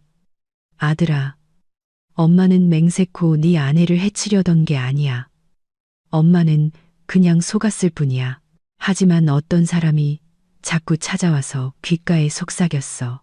지은이가 애군을 몰고 오는 상이라 집안을 망하게 할 거라고. 엄마는 어리석게도 그 말을 믿었어. 저는 그 자리에 얼어붙었습니다. 그렇다면 정말로 다른 그림자가 배후에서 어머니의 머릿속에 악독한 말을 심어 놓았던 것입니다. 저는 목이 메어 물었습니다. 그 사람이 누구예요? 어머니, 아세요? 어머니는 고개를 숙이고 떨리는 목소리로 말했습니다. 이웃을 통해 알게 된 무당이야. 강보살이라고. 그 사람이 나한테 이렇게 저렇게 하라고 시켰고 자기 아는 사람이라고 한 명 소개해줬는데 그게 바로 최여인이었어. 저는 할 말을 잃었습니다. 어둠의 배우는 다름 아닌 한 무당이었고 그녀가 어머니의 미신을 이용해 우리 가족을 나락으로 밀어 넣었던 것입니다. 모든 것이 서서히 밝혀졌습니다. 최여인은 직접 손을 쓴 실행범, 그리고 강보살은 멀리서 조종하며 의심의 씨앗을 뿌려 원한을 행동으로 옮기게 만든 조종자였습니다. 그날 밤 저는 지은이에게 이 사실을 말했습니다. 그녀는 듣고 눈물을 흘렸습니다. 무당의 말 한마디 때문에 어머님이 그런 일을 저지르셨다니. 제가 무슨 죄가 있다고 그렇게까지 미움을 받아야 했나요? 저는 아내를 품에 안고 고통스럽게 말했습니다. 당신은 죄가 없어. 잘못이 있다면 그건 사람들의 마음속에 가득 찬 원한과 어리석음 때문이야. 하지만 날 믿어줘. 끝까지 가서 모든 진실을 밝혀낼게. 당신은 나를 위해, 우리를 위해 살아야 해. 그날 밤 저는 김 형사에게 전화를 걸었습니다. 쉰 목소리였습니다. 배우는 강보살이라는 무당입니다. 어머니가 말씀하셨어요. 당장 수사에 착수해야 합니다. 그렇지 않으면 지은이가 계속 위험할 거예요. 김 형사는 단호하게 대답했습니다. 알겠다. 즉시 조사에 착수하지. 저는 전화를 끊고 잠든 지은이를 바라보았습니다. 희미한 불빛 아래 그녀의 얼굴은 수척했지만 제품에 안겨 평온해 보였습니다. 저는 아내의 머리카락에 가볍게 입을 맞추며 속으로 다짐했습니다. 어둠이 아무리 짙어도 내가 당신을 안전하게 지키는 불꽃이 될게. 저는 모든 진실을 밝히기 위한 마지막 싸움이 아주 가까이 다가왔음을 알았습니다. 다음 날 아침, 김 형사에게서 전화가 왔습니다. 그의 목소리는 단호했습니다. 강보살이라는 무당의 행방을 찾아냈어. 교회의 작은 집에서 살면서 운세를 보러 오는 사람들을 상대하고 있더군. 오늘 우리가 들이닥칠 건데 자네도 같이 가겠나? 그녀의 입에서 직접 진실을 들을 기회가 될 수도 있어. 저는 잠시 말없이 앉아 있었습니다. 심장은 세차게 뛰었고 마음속은 분노와 떨림으로 가득했습니다. 지난 몇 달간 저는 공포의 그림자 속에서 살았고 아내가 하루하루 시들어가는 것을 지켜봐야 했습니다. 이제 마침내 배우의 인물이 드러나려 하고 있었습니다. 저는 힘주어 고개를 끄덕이며 굳은 목소리로 말했습니다. 저도 가겠습니다. 제 눈으로 직접 보고 제 귀로 직접 듣고 싶습니다. 오후에 저는 김 형사와 몇몇 동료들과 함께 그 집에 도착했습니다. 그곳은 낡은 단층집이었고 문 앞에는 점집, 운세 상담이라고 새겨진 나무 간판이 걸려 있었습니다. 안에서 흘러나오는 향냄새와 중얼거리는 연불 소리가 섞여 나왔습니다. 제가 안으로 들어서자 50대 정도로 보이는 한 여자가 보였습니다. 마른 체구에 희끗희끗한 머리를 뒤로 단정하게 묶고 눈빛은 칼날처럼 날카로웠습니다. 바로 강보살이었습니다. 그녀는 우리를 올려다보더니 잠시 놀란 듯 하다가 옅은 미소를 지었습니다. 운세 보러 오셨나? 아니면 사인업보라도 풀러 오셨소? 김 형사는 앞으로 나아가 신분증을 제시하며 엄격한 목소리로 말했습니다. 경찰입니다. 강씨, 독극물 사건과 관련하여 조사에 협조해 주셔야겠습니다. 당신이 무슨 짓을 했는지 알고 있습니까? 그녀의 얼굴은 순간 변했지만 곧바로 다시 평온을 되찾았습니다. 그녀는 입꼬리를 올리며 말했습니다. 나는 그저 사람들이 듣고 싶어하는 말을 해줬을 뿐이요. 어리석게 믿은 사람이 잘못이지. 왜 나를 탓하시오? 그 말을 듣자 피가 거꾸로 솟았습니다. 저는 앞으로 나서며 떨리지만 억눌린 목소리로 말했습니다. 당신이 우리 어머니를 부추겼어. 어머니의 미신을 이용해서 내 아내를 해치려 했다고. 최 여인과 손을 잡고 음식에 독을 넣었어.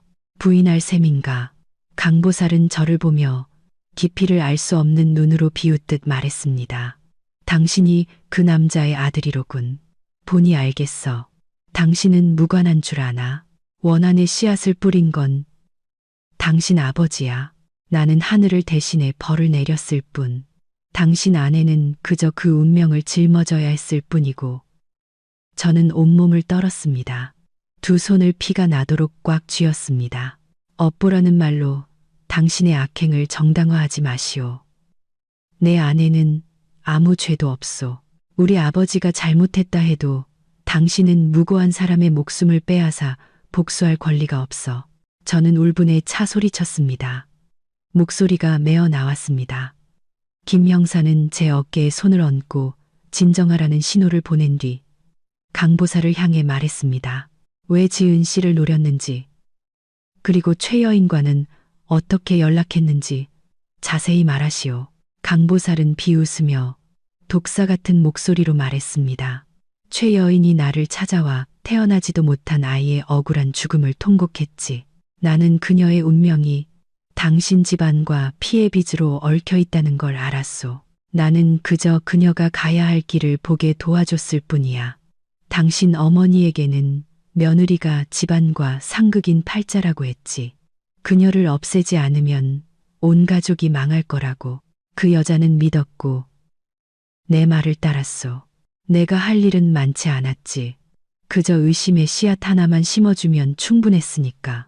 독을 넣은 건 최 여인이 직접 한 일이오. 저는 그 말을 듣고 몸서리가 쳐졌습니다. 모든 것이 그 악독한 속삭임에서 시작되었던 것입니다. 원래 점괘를 잘 믿으시는 어머니는 그녀의 말에 서서히 세뇌되어 결국 그녀의 손에 놀아나는 도구가 되어버린 것입니다. 저는 강보사를 증오에 찬 눈으로 바라보며 달려들고 싶었지만 두 발이 땅에 박힌 듯 움직이지 않았습니다. 저는 겨우 목이 맨 목소리로 말했습니다. 당신은 결과에 대해 생각해 본 적 있소? 내 아내는 죽을 뻔했고 우리 가족은 산산조각 났소. 당신은 이 짓을 해서 뭘 얻었소? 강보살은 저를 보며 조금도 동요하지 않는 눈빛으로 태연하게 말했습니다. 내가 뭘 얻었냐고. 만족감을 얻었지. 과거의 악의 씨앗을 뿌린 자가 당신 아버지이니 그 자식들이 대가를 치르는 게 마땅하지. 나는 그저 인과응보의 법칙을 실행했을 뿐이요. 저는 씁쓸하게 웃었습니다. 눈물이 터져 나왔습니다. 인과응보는 결코 무고한 사람을 죽이는 것을 허락하지 않소. 당신은 그저 증오를 키우고 스스로를 악마로 만들었을 뿐이야. 만약 정말 하늘이 있다면 대가를 치러야 할 사람은 바로 당신일 거요. 김 형사는 신호를 보냈고 두 명의 동료가 즉시 앞으로 나아가 체포영장을 낭독했습니다. 강보살은 비웃으며 저항하지 않고 그저 중얼거렸습니다. 두고 보시오. 증오의 불씨는 결코 꺼지지 않을 테니 당신 아내는 조만간 그 운명을 짊어지게 될 거요. 그녀의 말은 제 심장을 찌르는 마지막 칼날과 같았습니다. 그녀가 끌려나갔을 때 저는 그 자리에 얼어붙었습니다. 온몸의 기운이 빠져나가는 것 같았습니다. 무거운 짐을 벗어던진 것 같으면서도 새로운 상처가 생긴 기분이었습니다. 김 형사는 제 어깨에 손을 얹고 낮은 목소리로 말했습니다. 이제 모든 게 거의 밝혀졌어. 하지만 넌 강해져야 해. 지은이 곁에서 그녀가 이 충격을 이겨낼 수 있도록 도와줘. 저는 눈물을 삼키며 고개를 끄덕였습니다. 돌아오는 길, 저는 강보살에 태어나고 악독했던 얼굴을 계속 떠올렸습니다. 저는 어머니가 안쓰러웠습니다. 나이 드신 분이 맹목적인 믿음 때문에 죄악에 빠지게 된 것입니다. 저는 지은이가 안쓰러웠습니다. 착한 여자가 다른 사람의 과거 죄업을 짊어져야 했습니다. 그리고 저는 저 자신이 나약하고 무력하게 느껴졌습니다. 처음부터 아내를 지켜주지 못했으니까요. 집에 돌아오자 지은이가 걱정스러운 눈빛으로 달려왔습니다. 저는 아내를 와락 껴안고 목이 맨 채 말했습니다. 이제 모든 게 밝혀졌어. 배우는 강보살이라는 무당이었어. 그녀가 어머니를 이용해서 모든 걸 꾸몄어. 이제 그녀는 체포됐어. 당신은 이제 더 이상 무서워하지 않아도 돼. 지은이는 잠시 말을 잃더니 이내 울음을 터뜨렸습니다. 그녀는 제 가슴에 얼굴을 묻고 서럽게 흐느꼈습니다. 여보, 왜 우리가 이런 일을 겪어야 했나요? 너무 지쳐요. 저는 그저 평범한 가정을 원했을 뿐인데. 저는 아내를 꽉 껴안았습니다. 제 눈도 젖어 있었습니다. 알아. 당신이 너무 많은 고통을 겪게 해서 미안해. 하지만 이제부터는 다를 거야. 내가 당신을 이 어둠에서 꺼내줄게. 그날 밤, 몇 주 만에 처음으로 저와 지은이는 편안하게 잠을 잘 수 있었습니다. 하지만 꿈속에서도 저는 강보살의 비웃음과 원한의 찬말을 들었습니다. 증오의 불씨는 결코 꺼지지 않을 거야.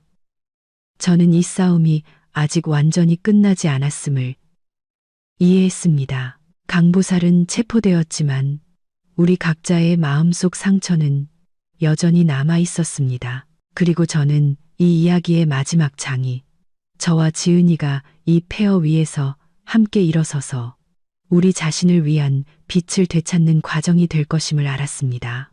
강보살이 체포된 후 며칠 동안 저와 지은이의 작은 집은 서서히 평온을 되찾았습니다. 더 이상 우리를 엿보는 발소리도 의심의 눈초리도 없었지만 우리 마음속은 아직 완전히 편안해지지 않았습니다. 아내가 애써 미소를 짓는 모습을 볼 때마다 하지만 그 눈에 여전히 지친 기색이 남아있는 것을 볼 때마다 제 가슴은 저며왔습니다. 몇 달간 이어진 악몽은 그녀의 마음에 깊고 치유하기 힘든 상처를 남겼습니다.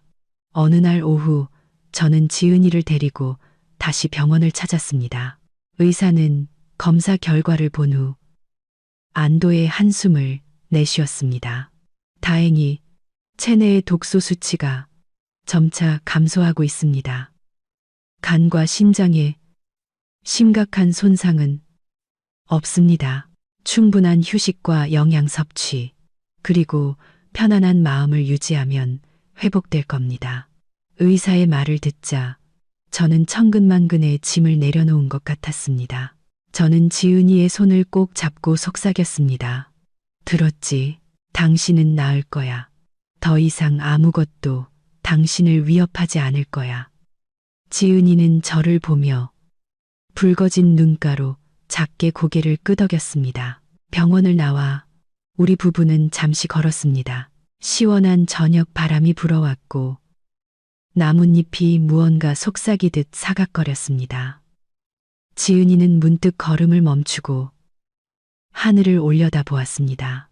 여보, 전 이제 아무도 원망하지 않아요. 그저 앞으로 우리가 평온하게 살 수 있기만을 바라요. 가난해도 괜찮아요. 전 이제 증오에 지쳤어요.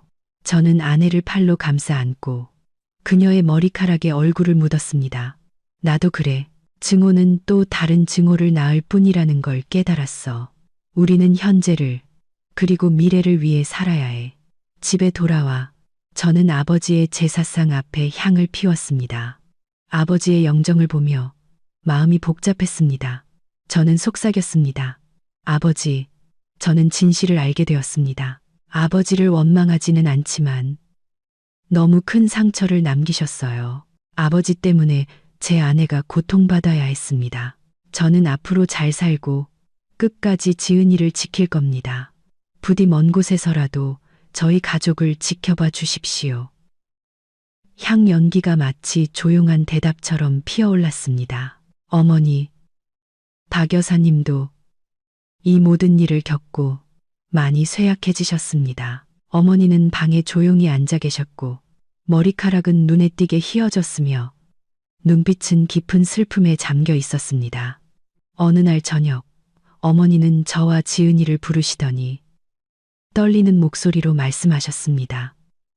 얘들아, 내가 미안하다. 미신에 빠져서 나쁜 사람의 말을 듣고 우리 며느리를 해칠 뻔했다. 너무 후회된다. 매일 밤 악몽을 꾼다. 지은아, 나를 용서해 줄 수 있겠니? 거기까지 말씀하시고 어머니는 울음을 터뜨리셨습니다. 지은이는 어머니의 손을 잡았고 그녀의 눈에서도 눈물이 흘러내렸습니다. 어머니, 저 어머니 원망하지 않아요. 어머니께서 이용당하신 거 알아요. 이제부터는 가족을 믿고 그런 미신은 믿지 않으셨으면 좋겠어요. 저는 여전히 어머님의 며느리고 평생 어머님을 모시고 싶어요. 그 말을 듣자 어머니는 지은이를 와락 껴안았고 두 사람은 함께 울었습니다. 그 광경에 제 목이 메었습니다. 그 순간 저는 결코 아물지 않을 것 같았던 균열이 사랑의 힘으로 서서히 메워지고 있음을 느꼈습니다. 최 여인과 강보살의 사건은 이후 재판에 넘겨졌습니다. 최 여인은 의도적인 독살 행위로 중형을 선고받았고 강보살은 교사 및 사기 혐의로 책임을 지게 되었습니다. 법정에서 저는 일어나 그들을 똑바로 쳐다보며 떨리지만 분명한 목소리로 말했습니다. 저는 더 이상 원망하지 않습니다. 두 분이 복수로는 결코 평화를 얻을 수 없다는 것을 깨닫기만을 바랍니다. 증오를 내려놓아야만 평안을 찾을 수 있습니다. 제 아내는 많은 고통을 겪었지만 우리는 여전히 함께 있습니다. 그것은 두 분이 결코 빼앗을 수 없는 것입니다. 최 여인은 침묵했고 그 눈은 흐릿했습니다. 강보살은 여전히 옅은 미소를 띠고 있었습니다. 하지만 저는 더 이상 신경 쓰지 않았습니다. 저는 정의가 제 역할을 다했다는 것을 알았고 이제 저는 제 삶을 온전히 살아내야 했습니다. 그 후 저는 지은이와 더 많은 시간을 보냈습니다. 저는 아내를 데리고 시골에 내려가 밭과 들을 구경하고 맑은 공기를 마시며 자연과 함께하게 했습니다. 저는 그녀가 좋아하는 음식을 만드는 법도 배우기 시작했습니다. 서툴렀지만 그녀는 항상 미소로 격려해 주었습니다. 하루하루 지은이의 안색은 좋아졌고 입가에는 미소가 더 자주 번졌습니다. 저는 제 인생의 빛이 서서히 돌아오고 있음을 똑똑히 느꼈습니다. 어느 날 아침 지은이는 제 손을 잡고 나지막이 말했습니다. 여보, 제가 한 가지 배운 게 있어요. 과거에 너무 얽매이지 말아야 한다는 거요. 이미 바꿀 수 없으니까요. 중요한 건 현재와 미래예요. 제겐 당신과 어머니가 있잖아요. 그것만으로도 충분해요. 저는 아내를 껴안았습니다. 마음속에서 소박한 행복이 차올랐습니다. 그렇습니다. 폭풍우는 지나갔지만 가장 소중한 것은 우리가 여전히 함께 있다는 사실이었습니다. 그날 저녁, 저는 일기장에 몇 줄 적었습니다. 행복은 고통이 없는 것이 아니라 고통을 함께 이겨내는 것이다. 모든 증오는 흘러가지만 사랑과 용서만이 남는다. 저는 노트를 책상 위에 놓고 등불 아래에서 미소 짓고 있는 지은이를 바라보았습니다. 마음이 이상하리만치 평온했습니다. 우리의 이야기는 평범하지 않았지만 그것은 제게 한 가지를 가르쳐 주었습니다. 과거가 아무리 어두워도 사랑만 있다면 계속 나아갈 수 있다는 것을. 저는 이제 상처가 아물고 우리 가족이 평안하고 행복한 새로운 삶을 살게 될 것이라고 믿습니다. 아내를 데리고 간 병원, 의사의 귓속말, 빨리 경찰에 신고하세요. 그리고 모두를 경악하게 한 진실. 이 이야기는 막을 내렸지만 그 여운은 분명 우리 모두의 마음속에 남아있을 것입니다. 평범해 보였던 건강검진 한 번으로 온 가족은 음모와 증오, 그리고 과거의 어둠과 마주해야 했습니다. 착한 아내는 희생양이 되었고 어머니는 무당의 말을 믿어 죄를 지을 뻔했으며 저는 아버지에 대한 고통스러운 진실을 목격해야 했습니다. 하지만 결국 진실은 밝혀졌고 악인은 처벌받았으며 우리 가족은 용서를 선택하고 함께 나아가기로 했습니다. 이 이야기의 가장 큰 교훈은 증오나 미신이 이성을 가리게 해서는 안 된다는 것입니다. 살다 보면 우리는 예기치 못한 사건이나 과거의 어두운 그림자와 마주할 때가 있습니다. 하지만 증오를 품고 있으면 그것이 미래마저 삼켜버릴 것입니다.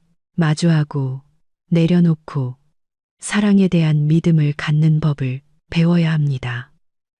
가족은 진정한 이해와 포용, 그리고 사랑이 있을 때만 행복을 지킬 수 있습니다.